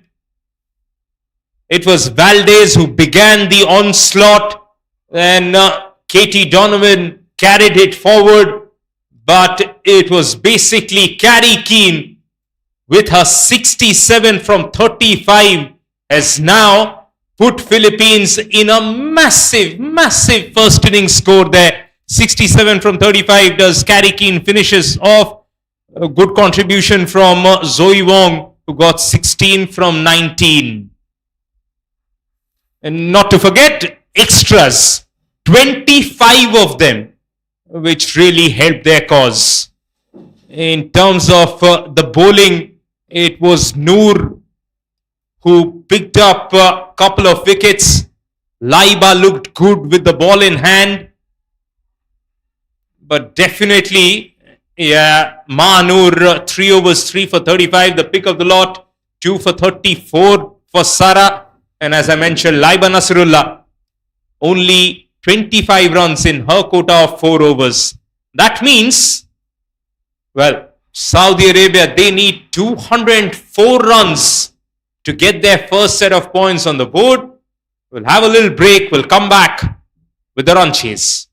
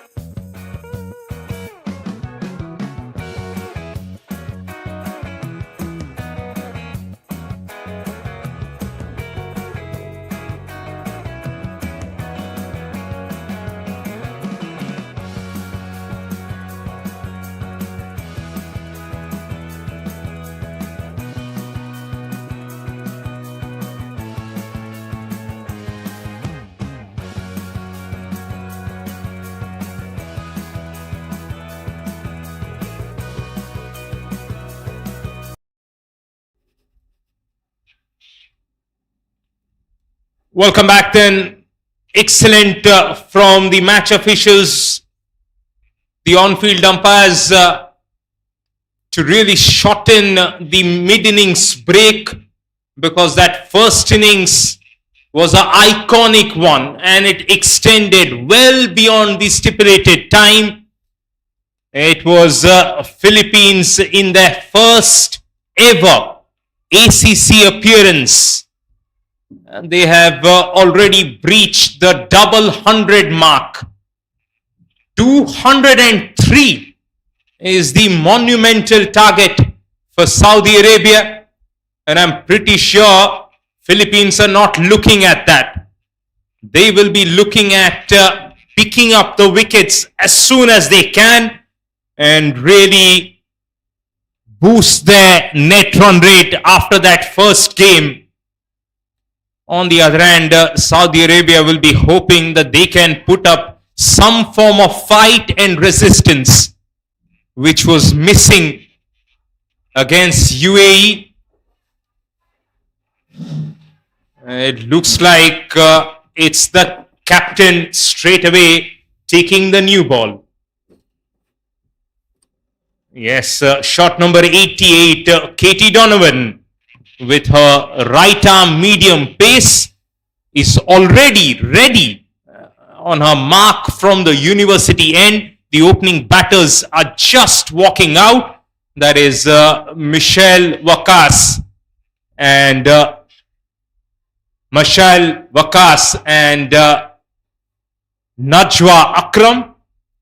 Muhammad Akram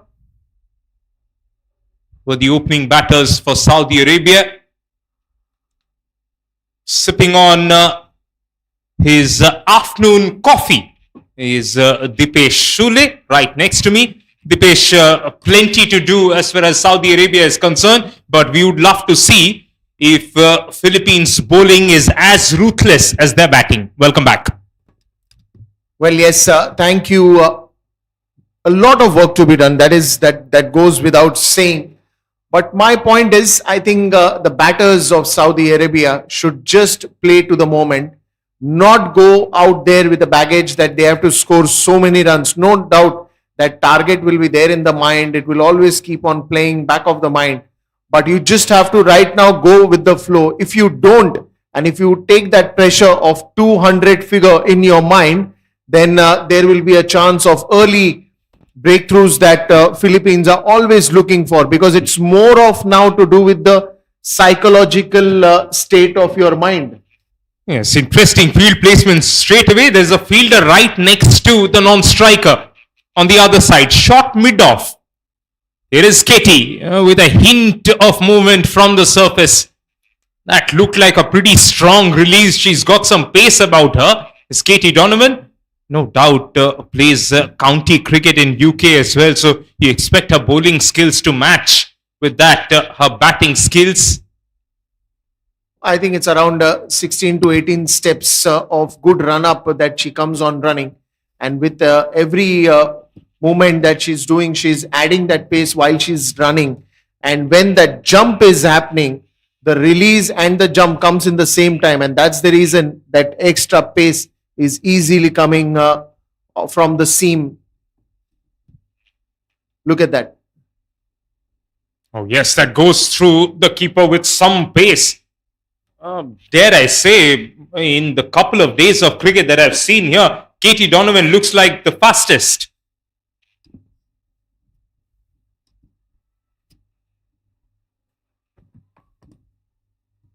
She gets that ball on the stumps. It is difficult to keep it out and block it. Oh yes, just wayward this time, but once again, terrific bit of pace and movement. And that was good keeping by Jessica there. Jessica should be okay with that because she's been practicing in the men's league. So she must have kept against high pace before. That's why she looks very confident as well as a keeper. That's what it can do to your game when you mix and match and play with... oh, that almost carried to the slip. Is that a drop chance? We'll have to take another look at that. It looked like it carried Dipesh. Well, yes, it did. I think change of pace again. And probably no chance there for the first slip to come into that position so early. Yeah, just short. She can actually stand a little ahead. Although I understand with Katie's pace where she's standing right now, that's absolutely fine. But that outside edge just not carrying to her. First runs on the board for Saudi Arabia. It is Najwa. Well, I must say in a T20 format, it's looking like a more of a test fielding that you set up.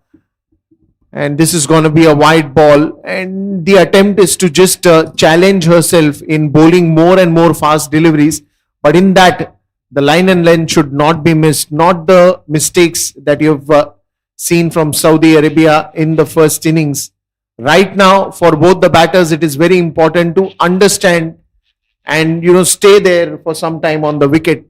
The more you're going to spend time, you never know that you'll get your own chances to go big. But this time, look at the pace, look at the release, and look at the way the ball just release. After the release, it reaches to the keeper. And Dipesh, the follow through. Absolutely. With the follow through, she almost reached the batter. That tells you she's running in with some real gas out there. These are exciting signs for the Philippines team. Their captain is putting a hand up with the new ball. I'm not surprised if she goes out again towards the batting end because, fast bowlers, naturally their instinct is aggressive. So I think all these things they happen in cricket, and everyone has a style. If aggression is your way to present yourself, be it. Umpire just having a little word with Katie Donovan. I wonder if that is about the follow through. Probably she should not step into the grey area on the wicket. That will be the only concern of the umpire.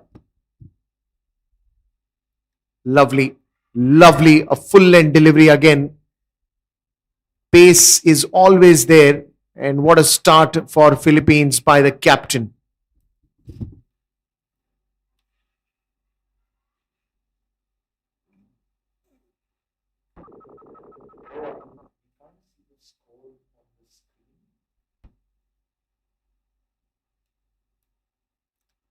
Najwa Muhammad and Mashail Waqas, both of them, I mean, it's good to see them discussing. At least from there on, you'll have ideas. It's just the first over of Katie Donovan that's come to an end, but you still have 19 good overs, and you still have 5 more overs of power play that to come in. Yes. And it's chasing big totals like this. It's just that your belief in yourself should be there. It's Kite Keen with a new ball from the city end. Bowls a full toss that's been driven towards mid-on. Another run taken. It's Waqas who's done the scoring so far. That was her second run. And then 2 more runs with the extras that we saw. Philippines team is all pumped up. Everyone is just making sure that every run should stop the 204 target. That's going to be a wide ball. Another single here. Be given with an extra. Yeah, so early days in terms of reading this Philippines outfit in this tournament, but looks like it's with the ball that they need a little more discipline. With the bat, they seemed absolutely fine against the diet of slow bowling that they faced out of Saudi Arabia. But with the ball, they got to be a lot more consistent because they will be facing better teams as they move forward in this tournament. In their group are the mighty UAE. So that will be a cracker of a game. Not far away from the outside edge there. So that game where UAE take on Philippines will be a spectacular contest. It's just that these dot balls should not create a pressure furthermore onto these two batters. Otherwise, the road for Philippines will become more and more easy. Another big appeal. Love the way the keeping is becoming so aggressive. Yeah, typical wicket keeper from Jessica. As soon as the ball is closer to the wide line, appeal. Jessica Medianista.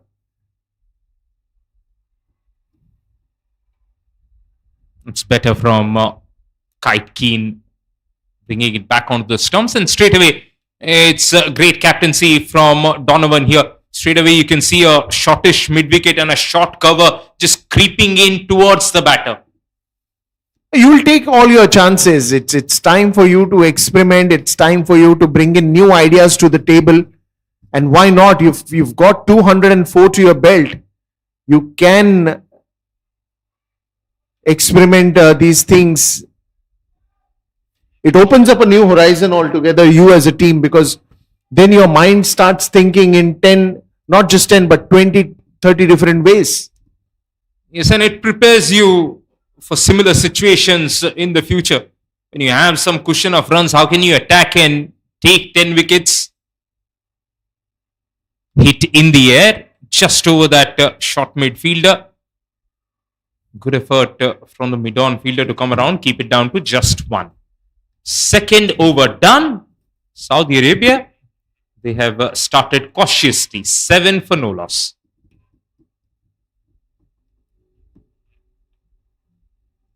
Philippines right now, they are rushing through the over break. And I think that must be a direction, a guideline from both the on-field umpires, which is excellent work. They did cut short the mid-innings break as well, because you just want this game to have a move on here.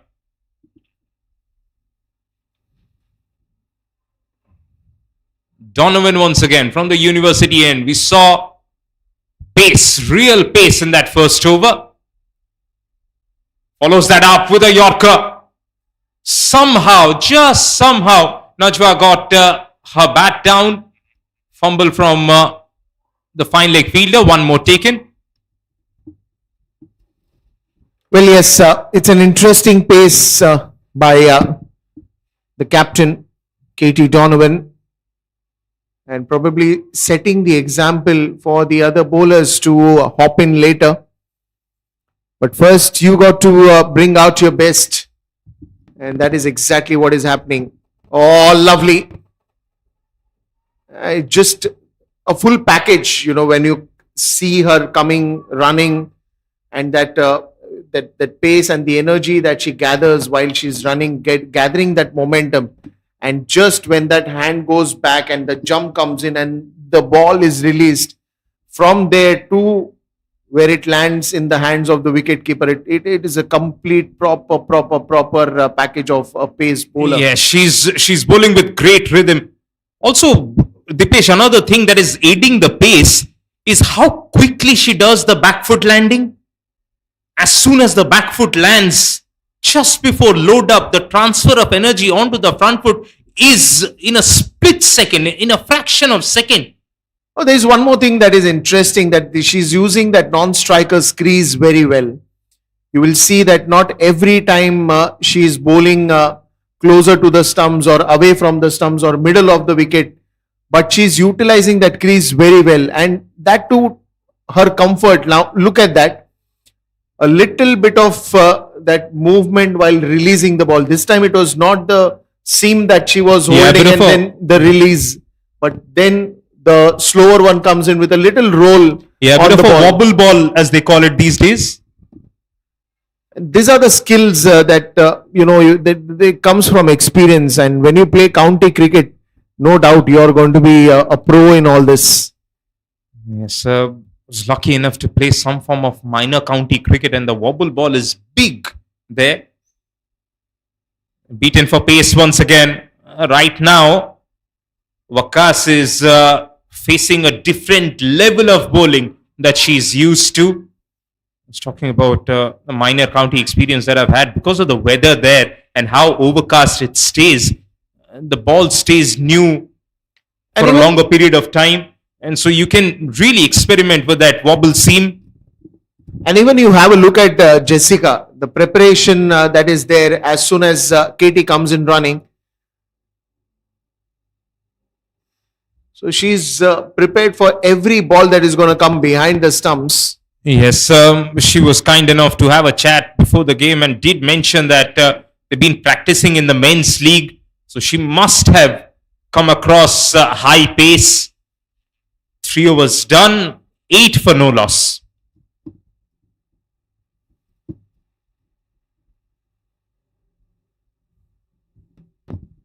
Interesting chat between Najwa and Michelle there. Najwa just telling Michelle that the ball is leaving you, it's leaving the right-hander. So try and just angle the bat towards point, backward point. She can angle it if she sees it early. Right now it looks like she's just late on the ball because of the pace. That was the expression that Waqas gave to Najwa when the advice came. That, bro, can you see how quick it is? Oh, it's a good looking shot. It's just that feather touch. Didn't try to hit it too hard, using the pace of the bowler and just directing the ball towards the fine leg region. Runs should come like this. And I'm delighted to see how these two openers have started, Dipesh. Because as we mentioned, for Saudi Arabia, they are chasing their own target. They shouldn't be bothered about chasing 204. They were 20 odd all out yesterday. If they can put a stronger performance today with the bat. As I say that, there are 3 fielders converging. The bowler herself takes it. It's Keen who's drawn the first blood. Najwa has got the leading edge and she's out of here. The first wicket to go down. And after a point of time, you will not have an option but to just make sure that utilize this power play, try to clear the 30-yard circle. But while doing that, this was change of pace. Look at that, clearly change of pace that took the thick top edge and the bowler doing the rest. Kite Keen just ensuring that she finishes this with a lovely catch and a pair of safe hands. New batter will come in, Abir Avaris. I think they're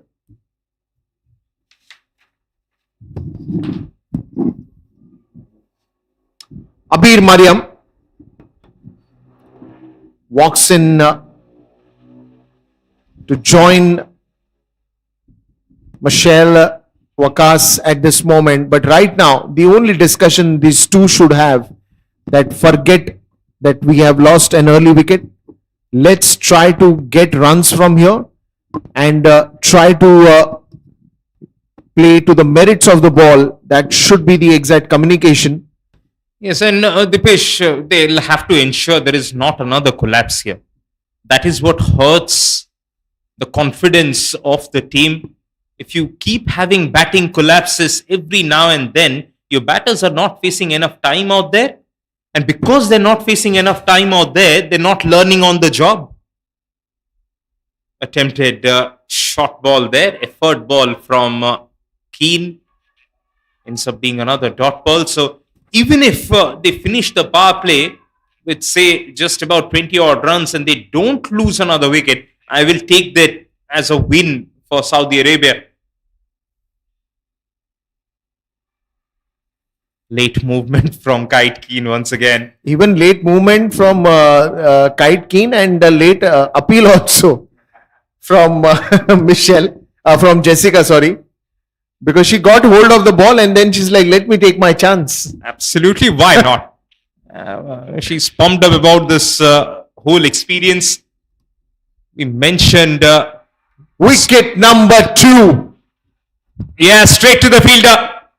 The catching has been clinical. It's the captain, Katie Donovan, down at that short cover region. We were just hoping and praying this is not another case of a classic Saudi Arabia collapse. And right now they're in the middle of it perhaps. Second wicket down in no time. Abir Mariam came. Abir Mariam has left. Well, it looks like Donovan was standing especially for that catch, as if she knew that this catch will come to her. And it makes a captain's job so easy when your batters perform, when your bowlers perform, and you yourself being the prime bowler, you yourself perform. Captain are always in the dual shoes, I would say, dual roles, because on one end they have to take care of the entire team. They have to make sure that they're responsible for every decision that they take. And on the other end, you as a player, what quality that you've got and what you can bring as a player is also important. So the double shoes that they always wear and walk around are the most heavy feet, I would say, because they're loaded with so many responsibilities. Here's Katie once again. Almost beat the batter for a bit of pace there. Another thing, you got to give the credit to Philippines, how quickly they are getting ready for the next over. Even if there are two seamers bowling, we are already into the start of the fifth over. That is impressive in terms of over rate as well. That's the keeper.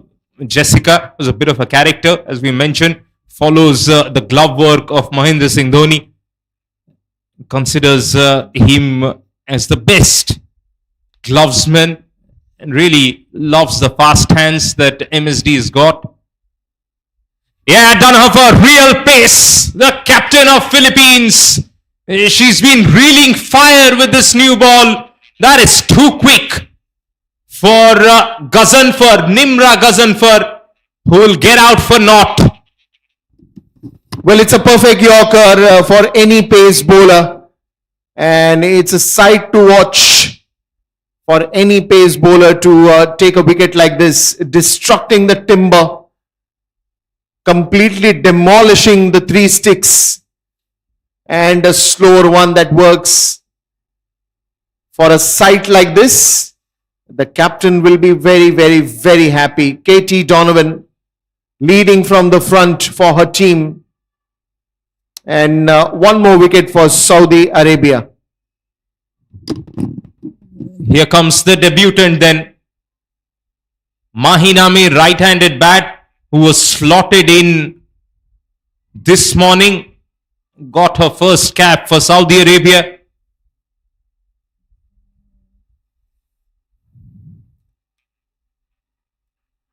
She too is extremely young in her cricketing career. Let's hope she can handle herself against the pace of Katie Donovan, who's attacking the stumps down the leg side, looking to bowl a little too straight. Had a bit of in cut as well. Excellent work from Jessica once again. That's the kind of prep Dipesh I was mentioning. Once you make sure that practice is tougher than the match, life is easy. And she has practiced tough by playing in the men's league back in Philippines. And you can see how swift she is moving on both the sides. In fact, that is a question that I had asked her during the toss, that how are the preparations going on? And she told the schedule, she told the kind of sessions that they're going through.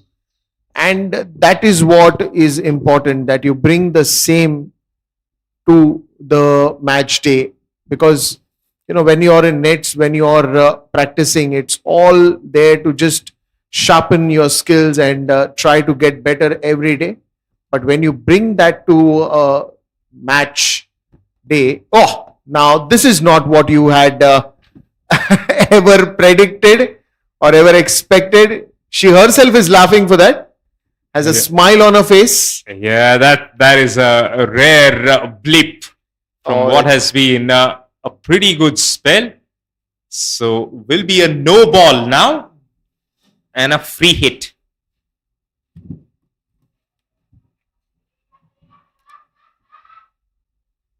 Straight away, loud cheer from the dugout, pumping up their captain, Katie, who's going to deliver that free hit right now to the debutant, Mahina Mir.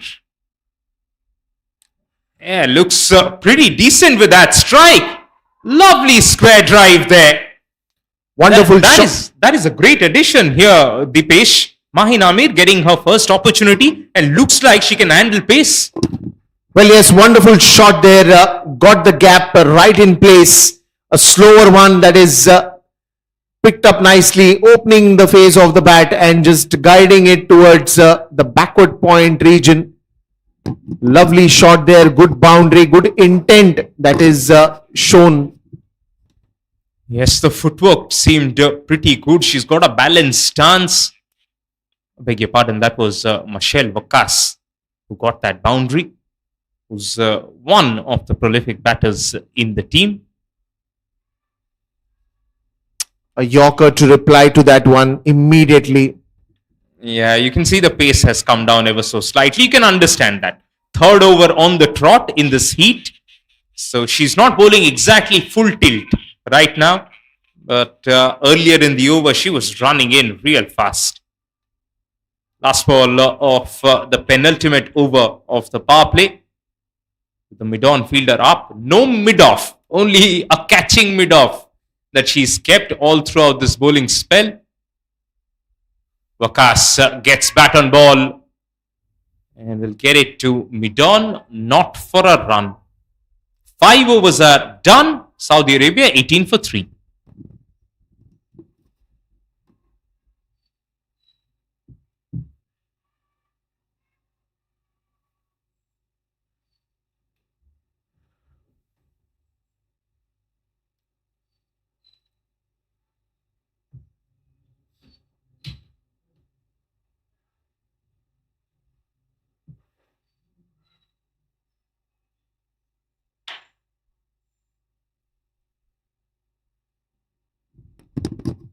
Yes, Jessica has called for the lid on, which means we could have spin for the first time from the Philippines bowling outfit.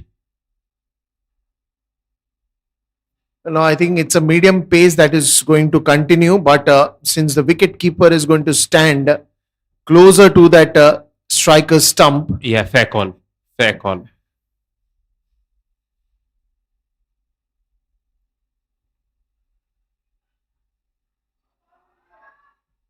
Eventually, they'll get the run because of that fumble in the cover region.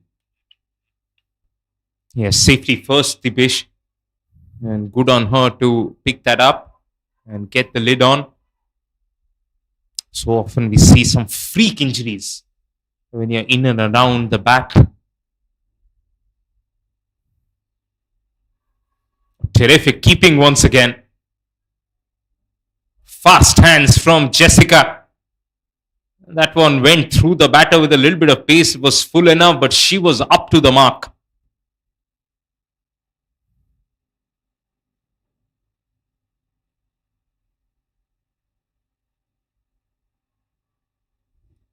That was a little back of the hand delivery from Kite Kane. So they are actually showcasing all the white ball skills that they have got. This is outstanding performance from the Philippines. Forget how the opposition has played, but they have come out and put their best foot forward by bowling full, by bowling on the stumps. And Kite Kane removes the opposition captain. Michelle Vakas needs to walk back. Was a straight ball. She missed it. Well, just imagine that Kite King is in her third over already.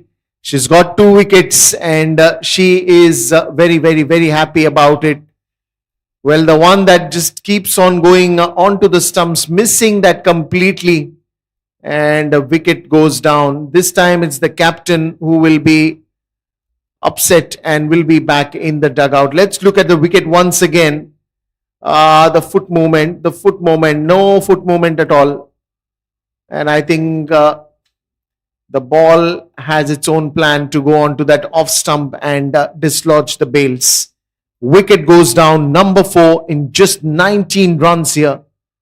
Saudi Arabia in a deep trouble. 185 runs more to add, but at the same point of time, they're losing wickets. Kite Keen again focused. The way she's bowled throughout has been very impressive. And it is absolutely commendable to see the first match, the first time Philippines being in an ACC tournament and performing like this. This time a slow Yorker with a bag of tricks. Kite Keen compliments the captain Donovan, Katie Donovan, with her real pace.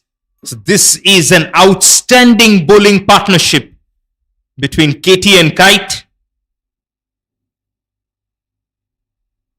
And with that dot ball, that's the power play done and dusted.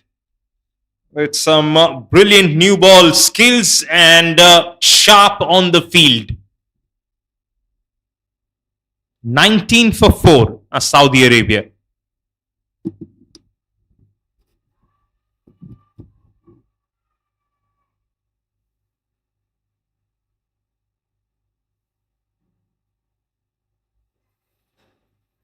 Well, yes, 4 wickets down and still a big number in front of you.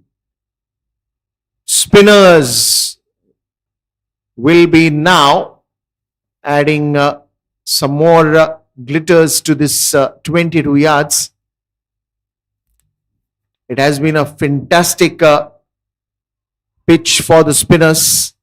We'll have to see who is going to come now with number 23. It is Eliza Wall who is going to come. Opened the innings earlier, but now she's been brought to the attack. Bit of a discussion there that is happening, and purely because when you have a spinner coming in, you would want to place the field as the bowler wants it first, and that's a good sight to see a captain setting up the field the way bowlers want it. And that's what gives that bowlers that extra edge to bowl the areas that she's wanting to bowl on, because the fielding is set over there. Only thing, Dipesh, I would rather have the inner circle fielders closing in. Yes, you can have the boundary riders right back on the boundary, but it's a point fielder, cover fielder, mid-on, mid-off and short mid-wicket to be just closing in.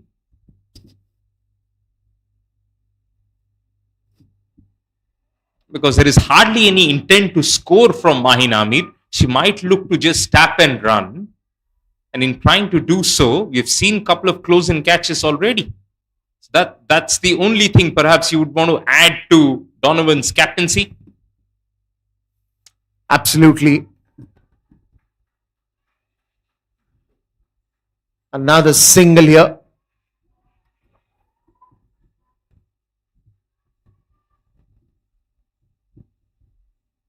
Because they are already a formidable unit.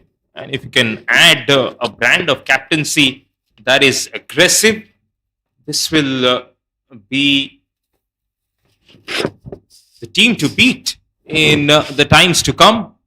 Good shot. Played the merit of the ball there. Was drifting down the leg side. Perhaps the best shot we have seen so far, barring the square drive that we saw from Vakas. Here comes Sara with that little glance. Oh, that's a wonderful shot again. Just played it with the spin and puts it nicely towards that boundary rope. Wonderful footwork there. And whatever runs you are going to get are always going to be adding that confidence in you. And as I always say, that it is more about that self-belief that you have to hold on. And even if Saudi Arabia bats the whole 20 overs, that's also fine. They need to bat, in fact. They should not lose wickets. They should even look for partnerships from here. They should face this challenge.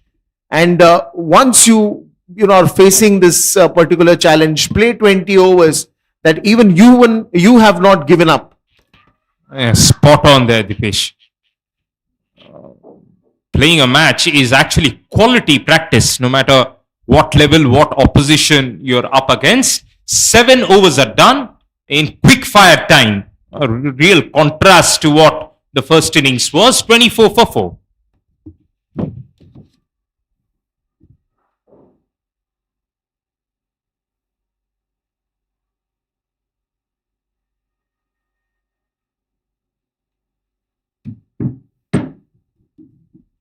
Yeah, Kite keen to continue, and why not? She's been right on the money and will get another opportunity. Well, she'll be keen on taking one more wicket in this over. Outside edge, and that diving effort will not stop the ball. In fact, it will go for a boundary. More 4 runs added to Sara. She is looking in a very aggressive mood, and that is what you require to approach for a chase like this. Yeah, that was Mahin Amir on strike, the debutant. Oh. Yes, Sara did struck a boundary in the previous over though, and that was a leg glance. So now both the batters have got a boundary each to their name. A little pocket of joy for Saudi Arabia, and they'll take a lot of positive out of that. They've already beaten their yesterday's effort against UAE, which is a good thing. Oh, for me, to be very honest, for Saudi Arabia team as well, it will be very important that results should not matter at this point in time, but you need to go back with one thought in your mind that you fought for it. And that is also enough for you to give that extra bit of boost with the way both these batters are now showing their true character in terms of how well they can face such situations. Mahin and Sara should stay there, should get runs, and try to get as many as runs for the team.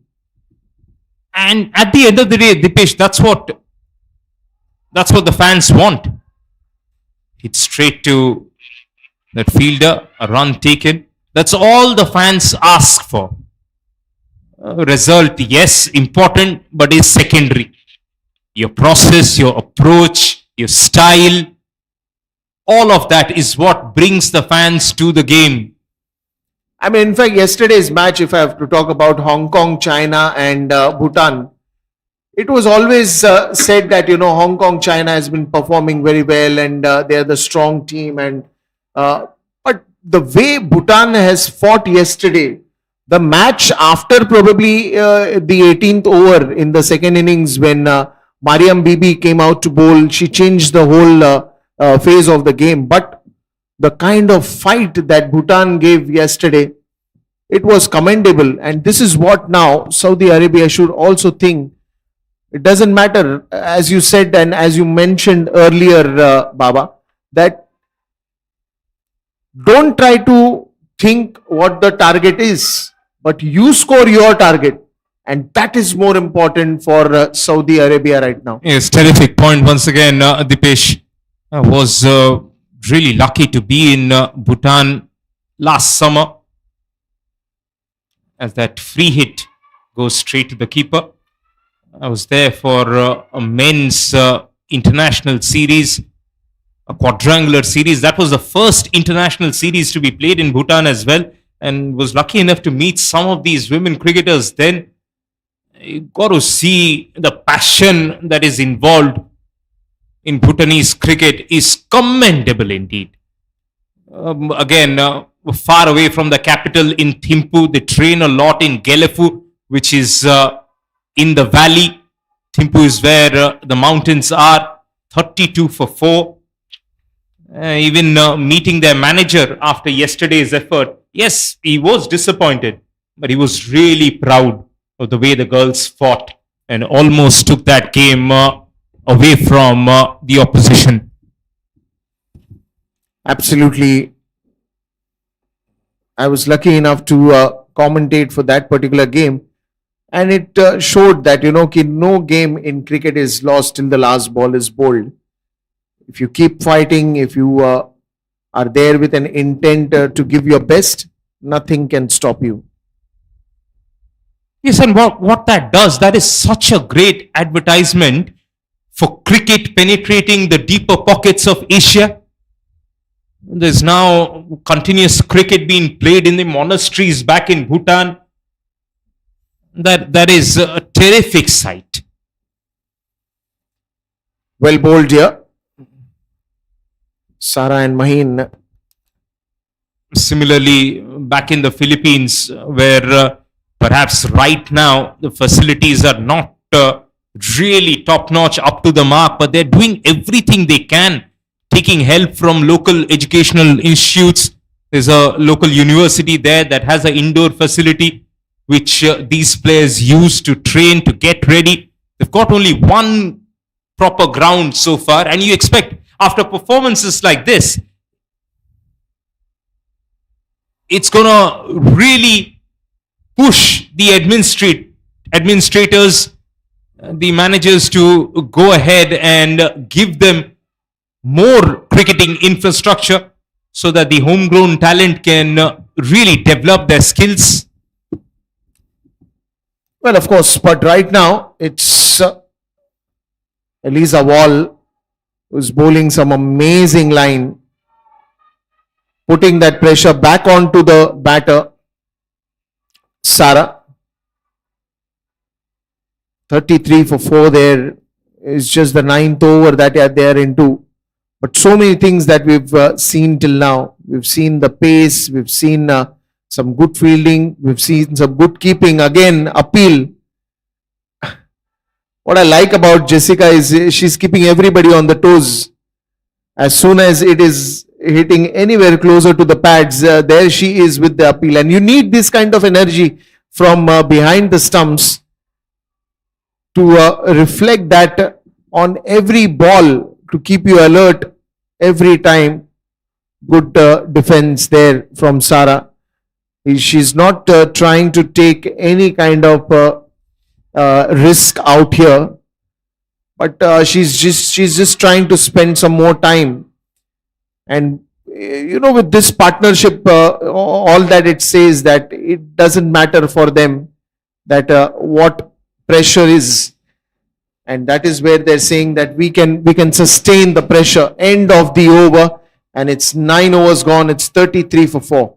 Only thing, Dipesh, I'm not a fan of dead bat. Not at this level. Yes, you should be able to handle yourself and be able to defend the good balls, but dead bat is negative cricket, and it's not something you want to encourage when you're playing for your country. That's why the non-striker Maheen Amir, after those 2 dead bats, was very quick to signal Sara that you can still play along the carpet, but look to at least push the ball rather than just blocking it, playing a dead bat.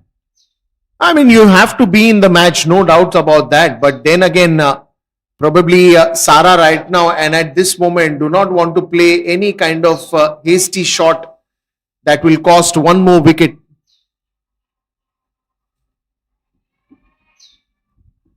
Yes, you're right. Their first target is to perhaps bat 20 overs, as you mentioned, and that's not a bad call.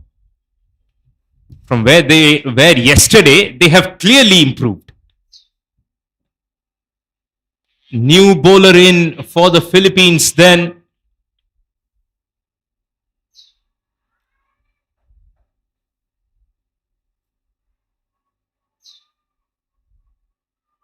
It's Raven Castillo.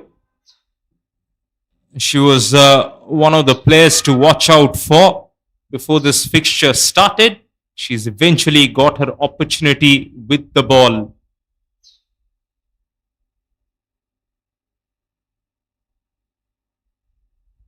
Yes, Castillo, and a lot of movement after the ball pitched. And again, stunning work behind the stumps from Jessica.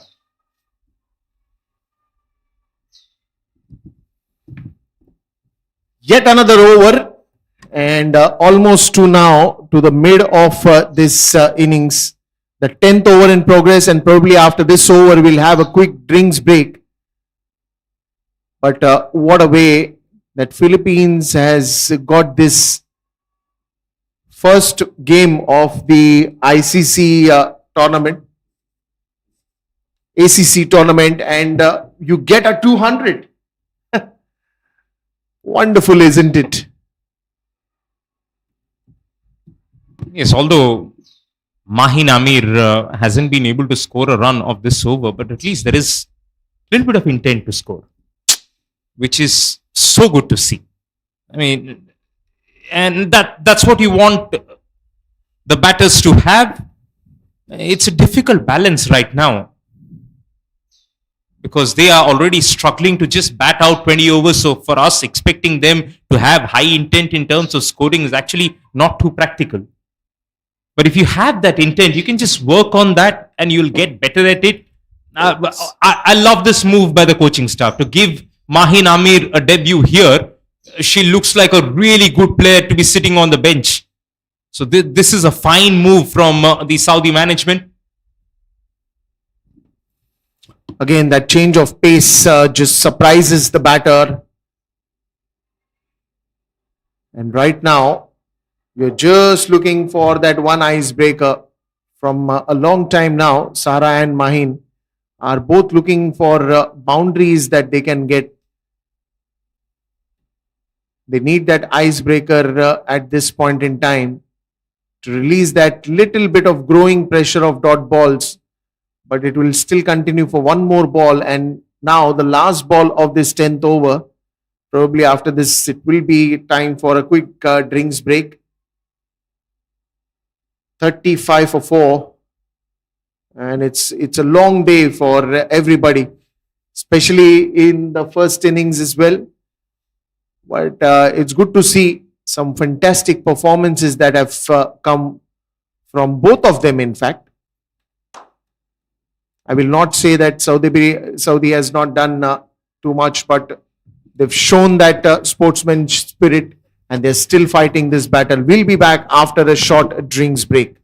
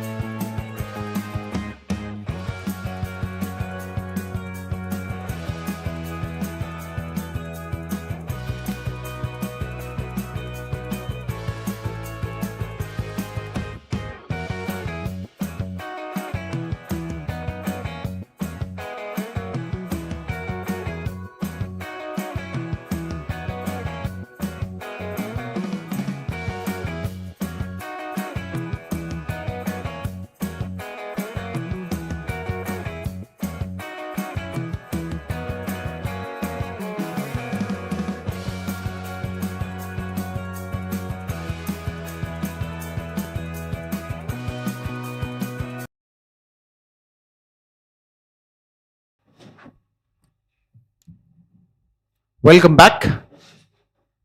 35 for 4, 10 overs down, and now it's down to the final 10. The very first ball wants a run here. Sara playing that ball, and Mahin immediately going and telling that we can complete this single, but sent back by Sara. Eliza Wall to continue. She's got some good numbers today. Was very economical just in the third over, and it's a nice touch to the ball just making sure that she's hitting that into the gap. Couple of runs added to the total.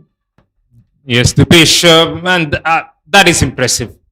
Rather than just playing dead bat, if you're good enough to see the ball early and get the ball in line, you should be good enough to place it in the gap as well. I understand it's a skill they're trying to develop, but that was really good from Saira there. Now gets the short ball and will pull it away too with power. Top effort on the boundary. That is something that was missing in Saudi Arabia's innings when they were on the field. So clear gap in terms of the level of fielding between both the teams.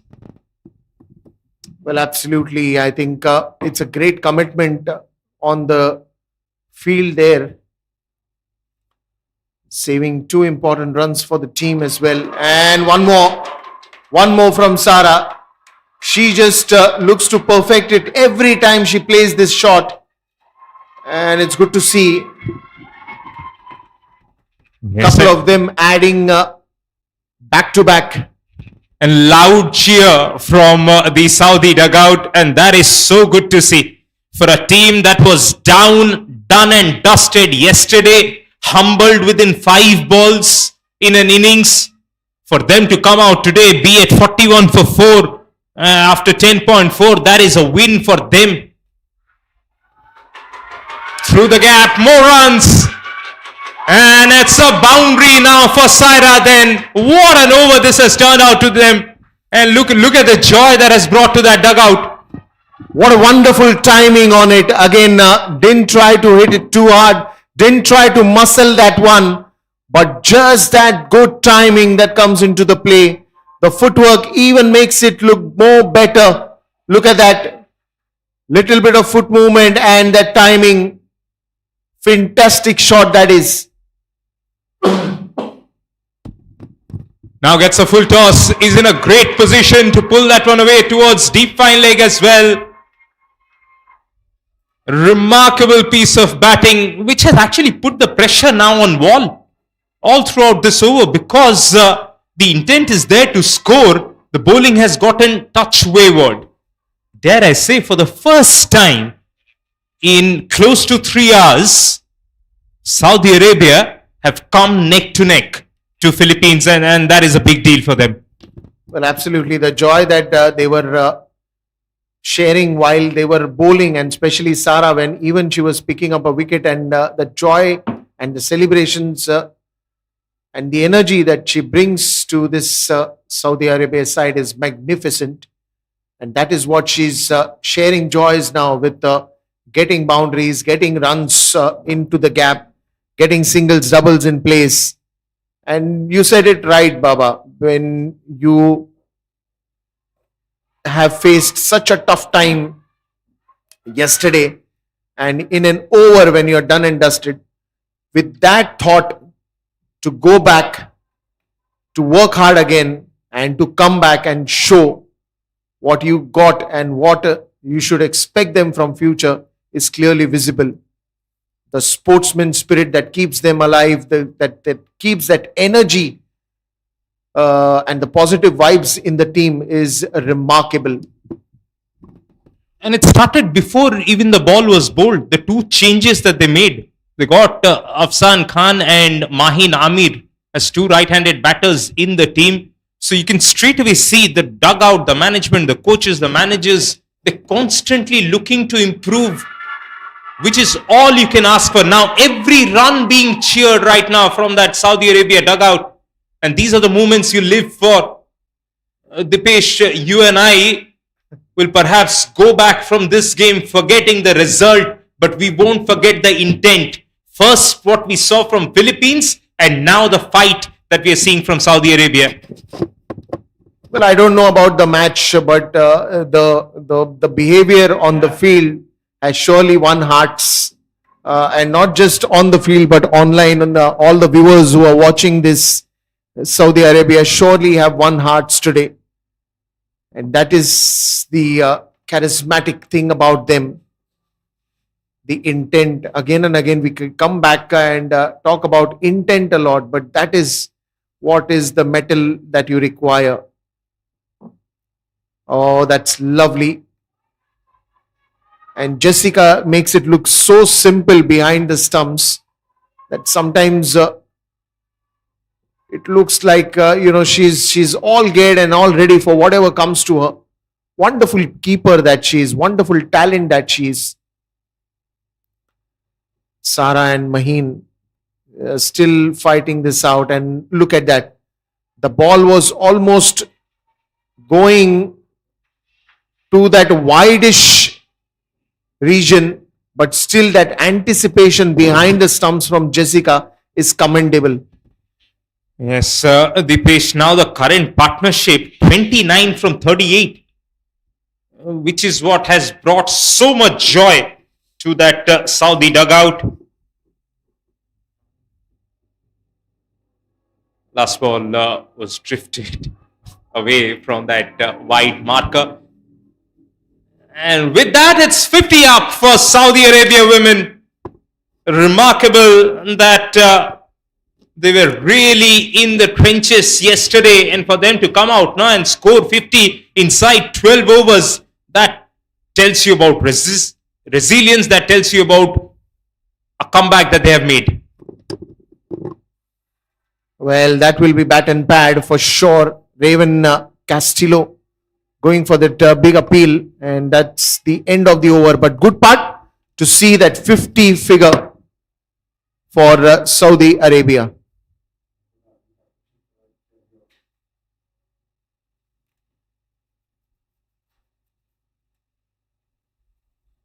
Yes, the discussion should be on. Doesn't matter if it's the end of the over or it's start of another.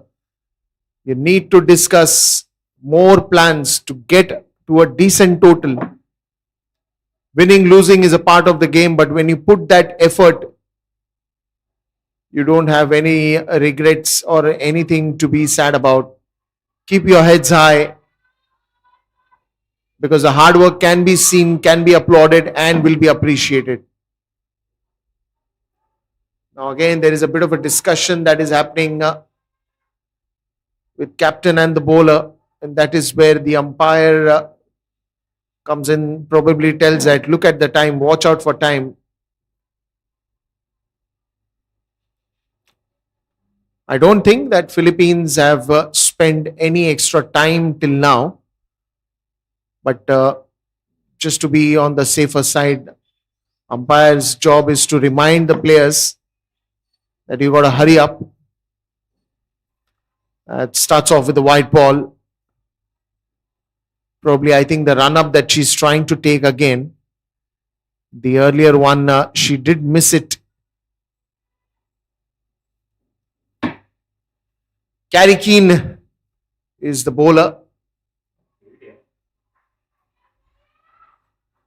Carrie Keane and Kite Keane, both the sisters, have done some amazing job out here. Yes, there is plenty to like about Maheen Amir, Dipesh. I know 8 from 22 doesn't speak volumes in terms of what she's achieved so far in this innings. But in terms of her batting abilities, how good she is in terms of her defensive shots, how does she align her bat according to the line of the ball, I think there is plenty of ability here for coaches to work with her back in Saudi Arabia and really develop her. Phenomenal stop from Jessica. She has been spot on, real liver behind the stumps, just a wide. Well, yes, the commitment that Jessica has shown behind the stumps is truly commendable throughout. In fact, she's saved a lot of runs that might have gone behind the stumps. And save time. Absolutely. Straight to the fielder again, yet another dot ball. This one goes to Kite Keane, and very well stopped by her.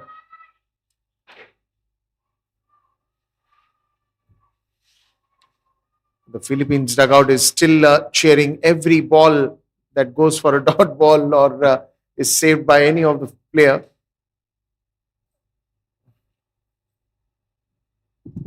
One more.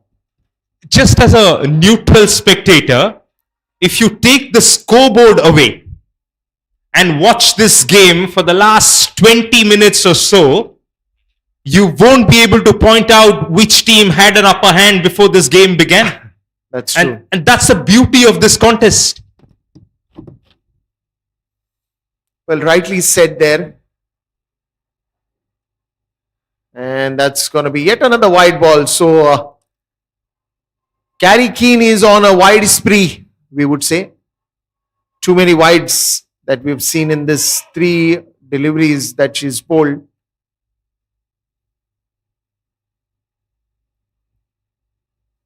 Much better now. Trying to bowl onto the pads. At least it's good to that, unless and until just giving that runs for free, you might as well try to attack onto the pads. Gets away with that. Mahin Amir thought that this one's also wider to that off stump, and she let it go.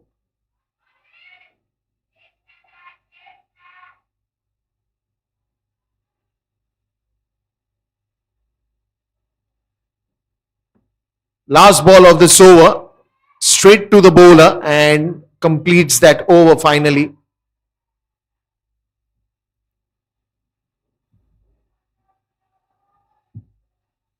"13 overs have gone and it's 54 for 4.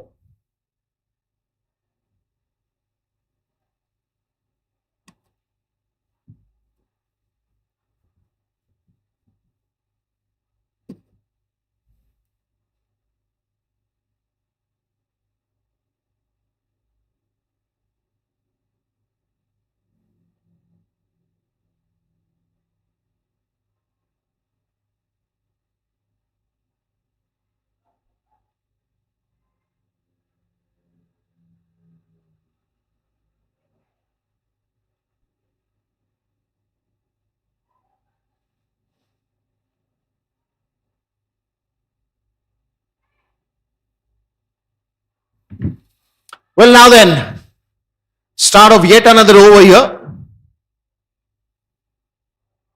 Mahin Amir and Sara. They're looking rock steady in the center, and the intention is to play all 20 overs. They do not want to give anything away from here on. Raven Castillo. Yet another dot ball here. And Raven is hunting for her own wicket for all the hard work that she's put in from last 2 overs. This is the 3rd over of her spell. And what a lovely weather. What a lovely evening here at the UKM Oval ground. Full toss ball in the air and almost in the hands of the captain, Katie Donovan. Just got hold of it and the ball suddenly popped out of her hands. Oh, she must be a little upset here.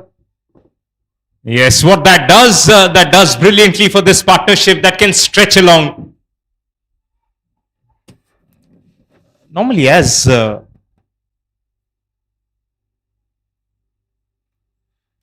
broadcasters, as commentators, we try to stay as neutral as possible. But in a situation like this, and you understand from where Saudi Arabia, what mindset they would have come from yesterday, a part of me is actually rooting for this partnership. Not necessarily for them to go ahead and get 204, but to bat as long as possible.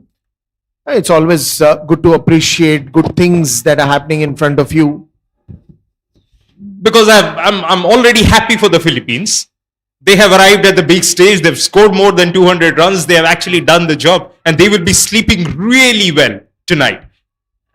For the Saudi Arabia girls to now finish this innings, having wickets in hand still, will be a massive boost. And that's another appeal that they've done. And this time the appeal has been approved. Yeah, I think that's been given as bold batter thought. That's going to leave leg stump, but it's actually kissed leg stump. So Mahin Amir, the resistance between Amir and Saira has eventually ended. And it's because she wanted to get a wide out of that. I think that the decision came in a little, than 2-3 seconds more than expected, is because the umpire wanted to make sure that the bails have fallen off. Because even if many of the scenarios we've seen that the ball touches the stumps, and if the ball is not dismantled, if the bail is not dismantled and it is not on the ground, you are not out. Look at that. Now they're appealing. The umpire is just confirming whether the bail is on the ground, and then she approves the request. And yet another dance move there, this time by Castillo. Especially because just couple of balls before, her catch was dropped, and now when she gets a wicket, she will be all happy in joy. Yes, that was a brilliant partnership. 36 between Mahin Amir and Sara, which now should serve as a template for all the Saudi Arabia batters, not just in the remaining 6 overs, but in whatever competitive games that they bat, that we have the ability to spend time out there. Let's do that time and again. 555 after 14 overs, that is 55 for 5. And now we continue with the leg spinner. JK Andriano is the cherished leggy in the side. And she's been brought in by Katie Donovan to perhaps pick up a few more wickets here.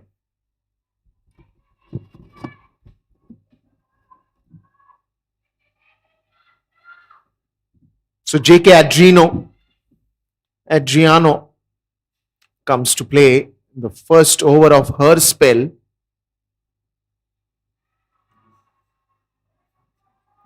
What a lovely clean action.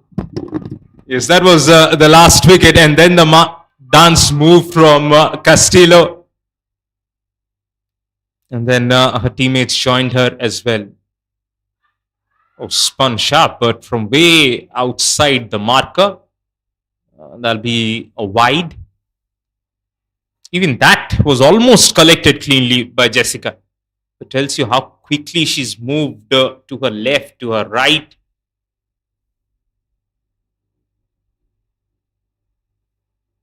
Well bowled. And a lot of turn, which you can expect on this red soil surface. 5 permanent ground staff here at the UKM Oval. This tells you why this ground is so well maintained. And all these surfaces have been well prepared.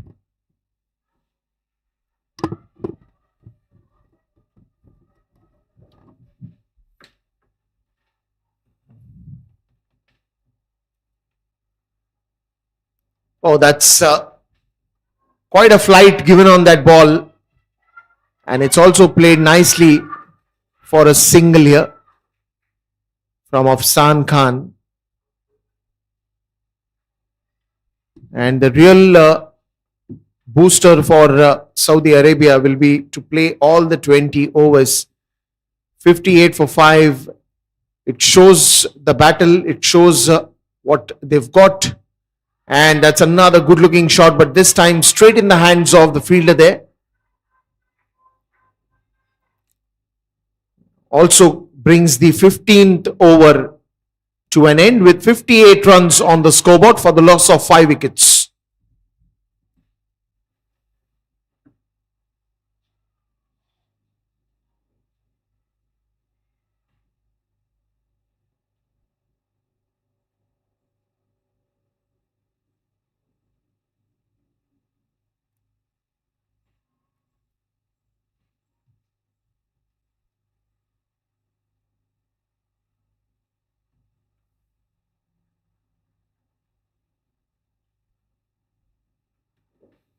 Well, now then, again it's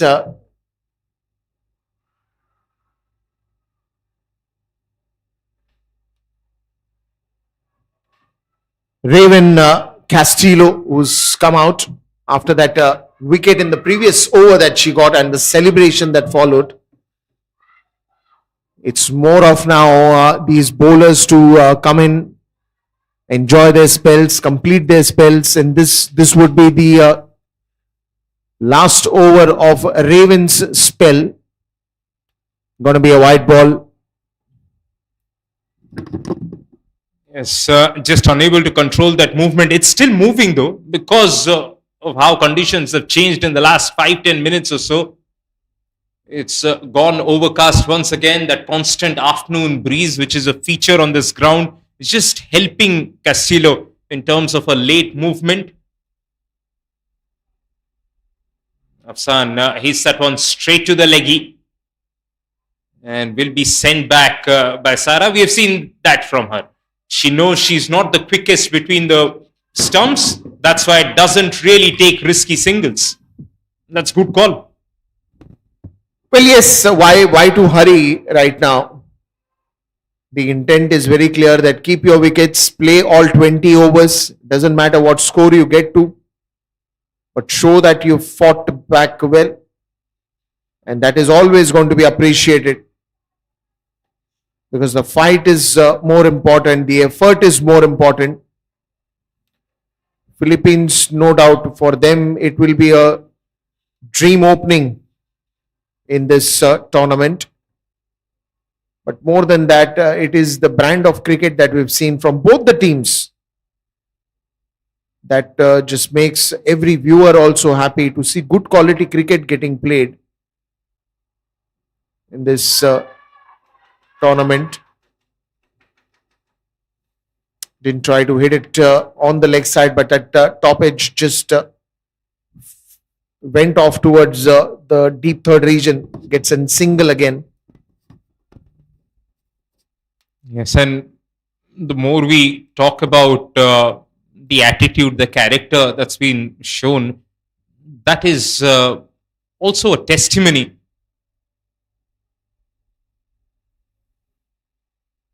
of how the support staff have worked tirelessly. I was lucky enough to have a word with some of the support staff of Philippines and the kind of work they've been putting in before the start of the tournament. And then the coach of Saudi Arabia.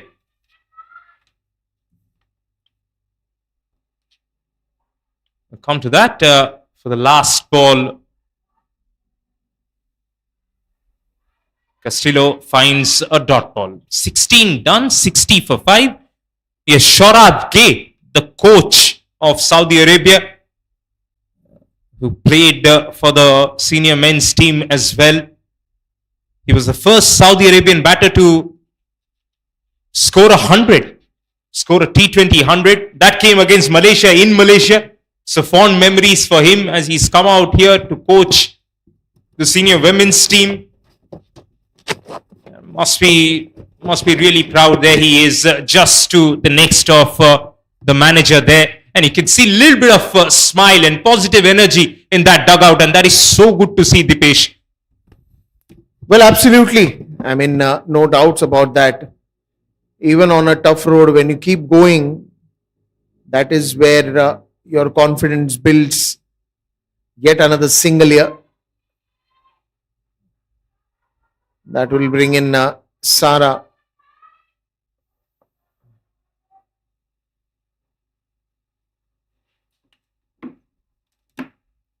J.K. Adriano.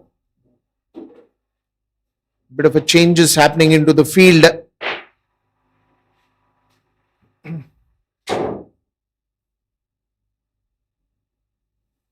Nicely flighted delivery, slow on pace. Very well played, and a cheeky single that's been stolen.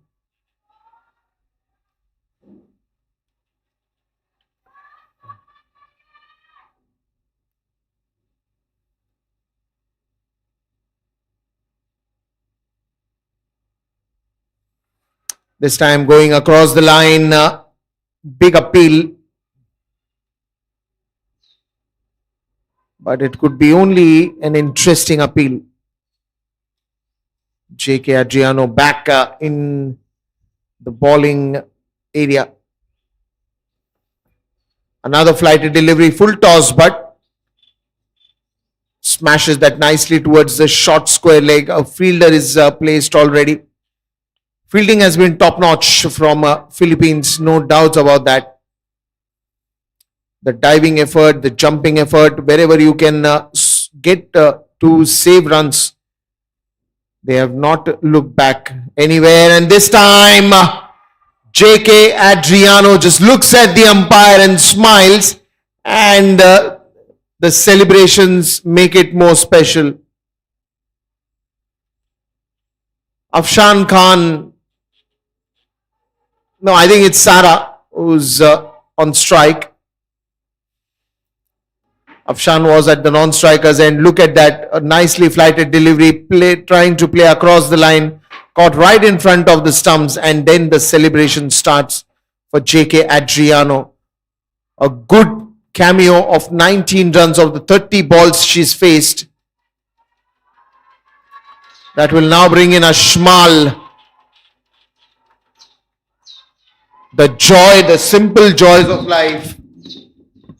The simple joys of life, and the way they are celebrating, the innings of Sara is the wonderful sportsman spirit that we've got to see today.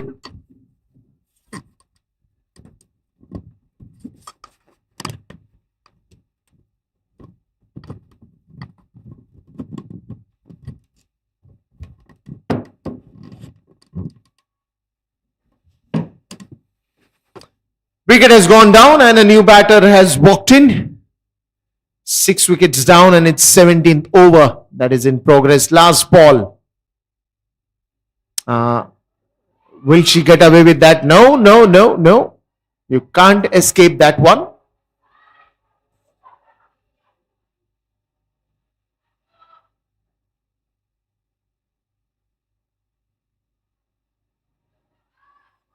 And a dot ball to end this over. 17 overs gone. It's 64 for 6.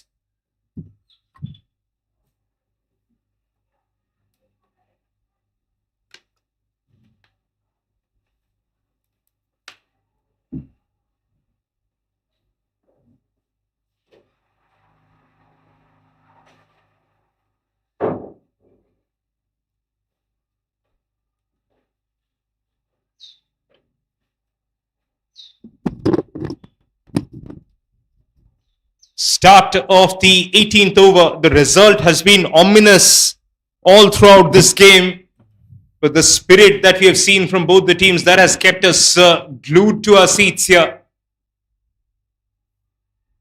I was late onto that. Ashmal Hashmi, the opening bowler for Saudi Arabia.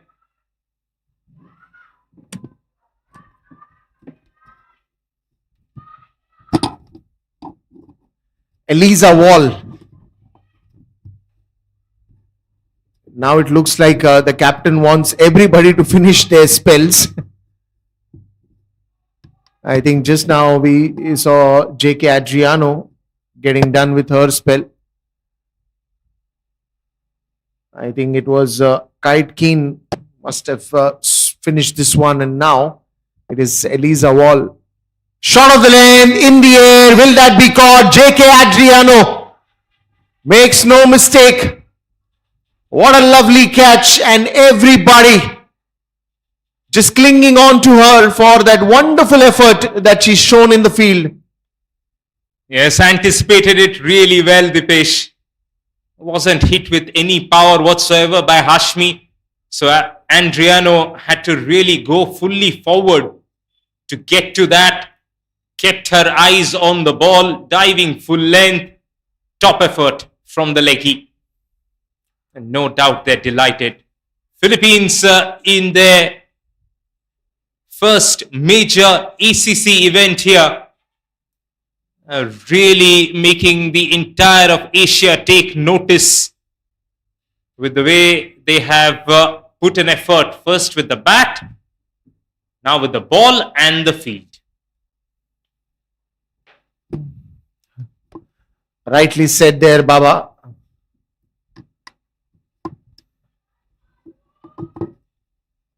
So it's another batter out there now. 7 wickets are down. 18th over that we have seen in progress, and progress like how with that wonderful catch of J.K. Adriano. Question is, can the rest of the batters just bat out these remaining balls? That will give them a huge boost at the end of this game. This one's again in the air, but just falling short of the fielder there.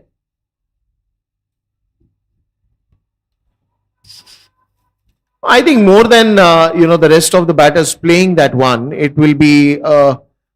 I think. I mean, I'm just guessing it loud that keep wickets in hand and just complete your 20 overs. Yes, that's what I meant. Just bat out the remaining 20 overs, because that in itself will be something that they can talk about in the team meeting. That hey, we were humbled yesterday by a really good bowling attack, but on a fresh day, on a fresh wicket against another opposition, we stuck to our guns. Just over the inner circle, Katie Donovan is behind that. Good flat throw, chance of a run out. It will be a run out. Katie Donovan, who's already taken a fine catch, now has a run out to her name. Good work from the wall to bring it back onto the stumps. Philippines are smiling with joy here.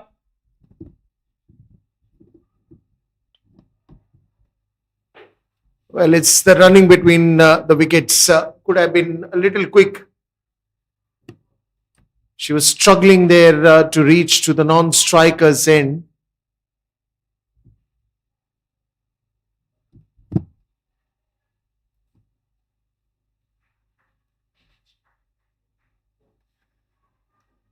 Look at that, the captain, Katie Donovan, and teamwork done by Eliza Wall and Katie. Yes, those last two pictures actually tell you where this game was decided. I think it was decided in terms of their fielding efforts.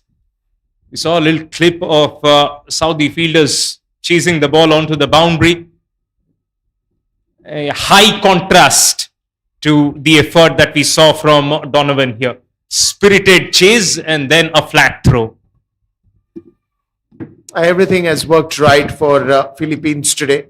Just everything. J.K. Adriano now, after that wonderful catch, bowling a teasing line and length to the batters, Laiba and Ashmal. Yeah, Dipesh, if there is one skill set in cricket that I consider favorite to me, it has to be the art of leg spin, because it's perhaps the most difficult form of bowling that there exists. And if you can do that at the highest level, you've got to be special for your team.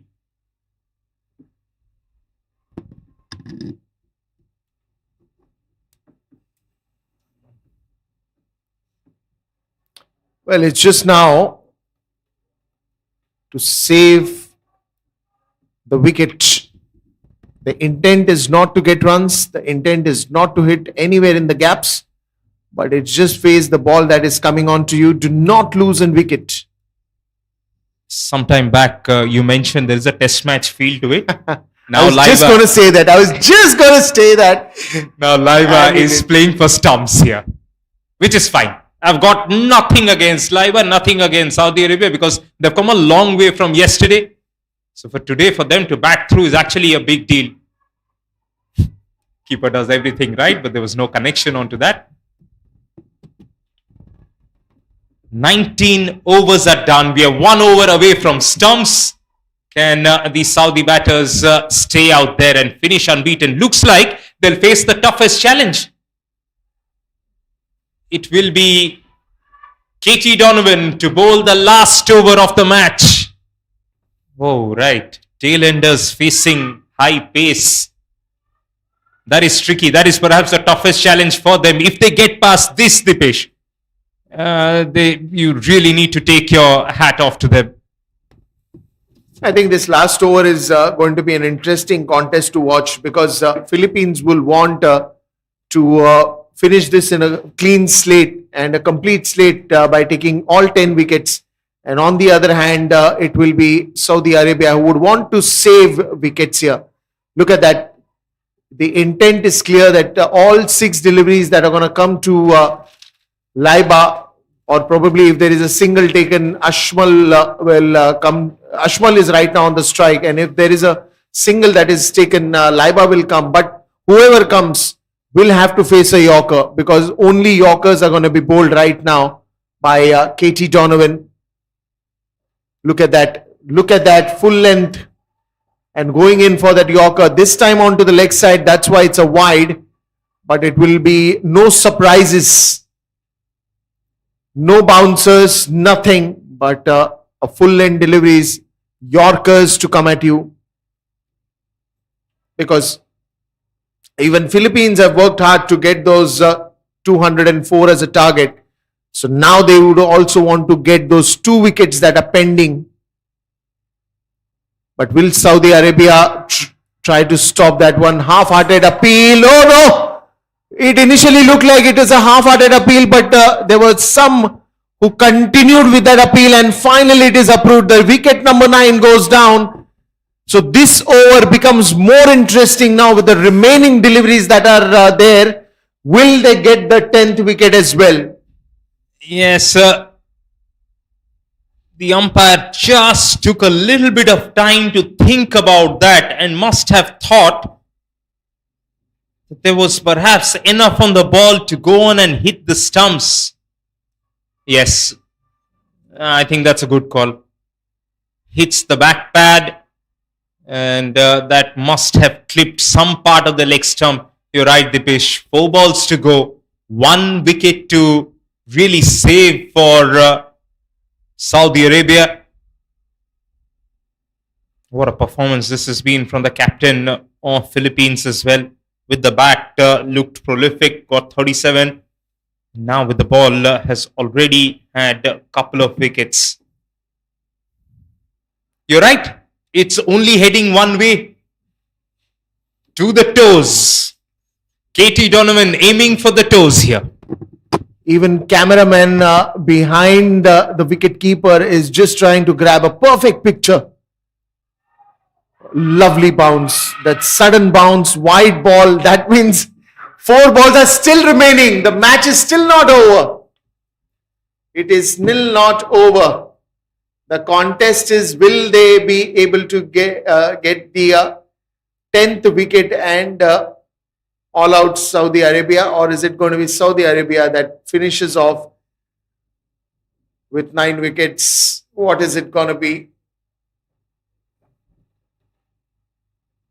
Oh, look at that. The effort to save the last wicket. The effort to save the last wicket. What an interesting turn of events we are watching here. Yeah, they can actually bring more fielders closer. I have a few catching fielders there. A short cover, short mid-wicket. Because she actually is blocking as soon as the ball is leaving the hand of Katie Donovan. Absolutely. 3 more deliveries, and 3 more deliveries will show us what is it going to be. It's going to be a dot ball. She won't mind to leave all these. That is still fine. 69 for 9. 2 more deliveries to go. We all know that who is winning this one. But the contest is not that. Contest is in these 2 deliveries. Katie Donovan is looking to get a wicket. And in these 2 deliveries, Saudi Arabia is trying to save their wicket. That is the battle right now. Oh. Yeah, too wide from Katie, the last 2 balls. And now it all boils down to the last ball. Last ball of the innings. 1 wicket to get, 1 wicket to save. Dipesh, who would have thought after having a team scored 203 and stopping the opposition for 69, The excitement will go on to the last ball, but such is the nature of this game. There is always something there to win. You'll have to wait for one more ball. You do not have a choice, but you have to wait for one more ball. And I'm sure all the viewers must be still, stuck to and glued to their screens to watch this exciting match. Yes, think of Laiba Nasirullah. If some of the family is watching, think how nervous they must be. Right then, Laiba for the last ball of the match keeps it out just in time. Philippines in their ACC debut have had an absolute ball, winning this game now by 133 runs. But spare a thought for Saudi Arabia to be bundled out for 20 odd, to come out the next day and bat out 20 overs. That speaks volumes of their character. Terrific game of cricket. Well, absolutely. What a match and what a thriller till the last ball that we have seen.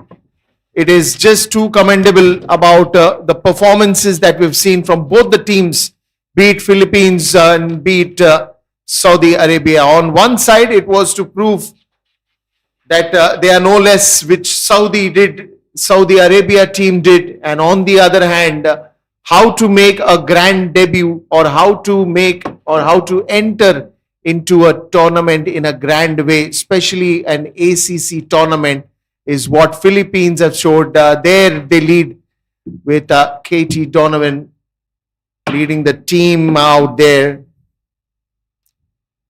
What a perfect, fantastic show by all these players. They've just made sure that they add more and more excitement till the last ball. It was no surprise after a point of time that who's going to win, but the excitement went on till the last ball was being bowled. Let's look at the match summary. Power-packed batting performances from Carey, Keane, Amelia Valdez, Katie Donovan, Zoe Wong. Then it was 3 wickets for Nanur. Sara picked up 2 wickets. And after that, Sara got 19 runs. But it was more on the bowling card that was very impressive. 3 for Kite, 2 for Kate, 1 for J.K. Adriano, and 1 for Raven Castillo. And very soon now, we are going to head to the post-match presentation, where Baba will be there talking to the player of the match, the captains of both the teams. Let's head towards the post-match presentation soon.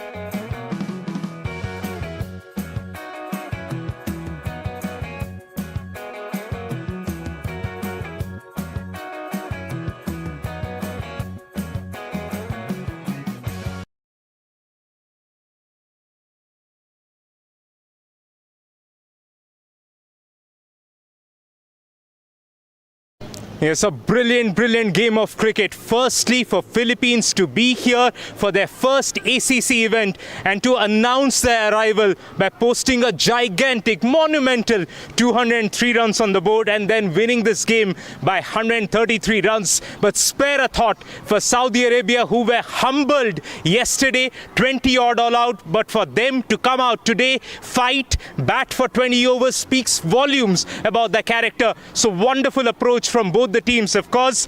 Commendable effort, as I mentioned, from some of the players from Saudi Arabia. Noor finished with 3 for 35, and the entirety of batting unit from Philippines was stunning. Valdez with her 44 runs. There is Keen with 67, got a 6 as well. Katie, the captain herself, with 37 and a couple of wickets for her. Eventually, for that all-round performance, she's our player of the match. And we have got the match referee Supriya Das here with us. Katie, if you can please be here as the player of the match. Really well played.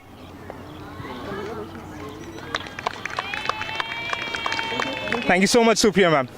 Now, can I have the captain of Saudi Arabia, Mashal Waqas? Round of applause for the captain of Saudi Arabia then.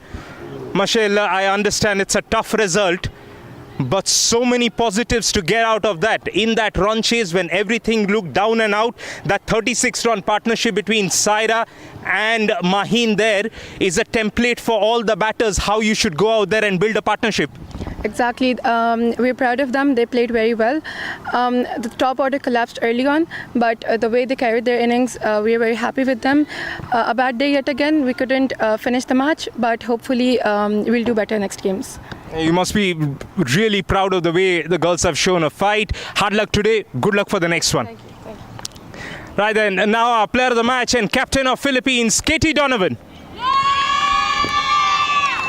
Katie, the kind of energy we saw before the game that continued all throughout, you must be thrilled with the way first batted and the way they responded on the field. Yeah, I couldn't have asked for a better start. Like the momentum from the training even beforehand, we executed everything what we've asked for, so I couldn't ask for a better start, and brilliant work from all the girls. Yeah, can't fault them. A little note on your performance as well. When you walked out to bat, the stage was already set. There were 3 50-run partnerships in that entire batting unit. That's something you'd be really happy with. Yeah. And with the ball, you looked with somebody with a lot of pace there. Yeah, it's been great fun out there. I think all the girls enjoyed it, and yeah, it was fun to bat out there. I wanted to bat out there longer, but anyways, yeah, it was good. Yeah, enjoy is the word. Well done. We enjoyed it as well. Thank you very much. Cheers.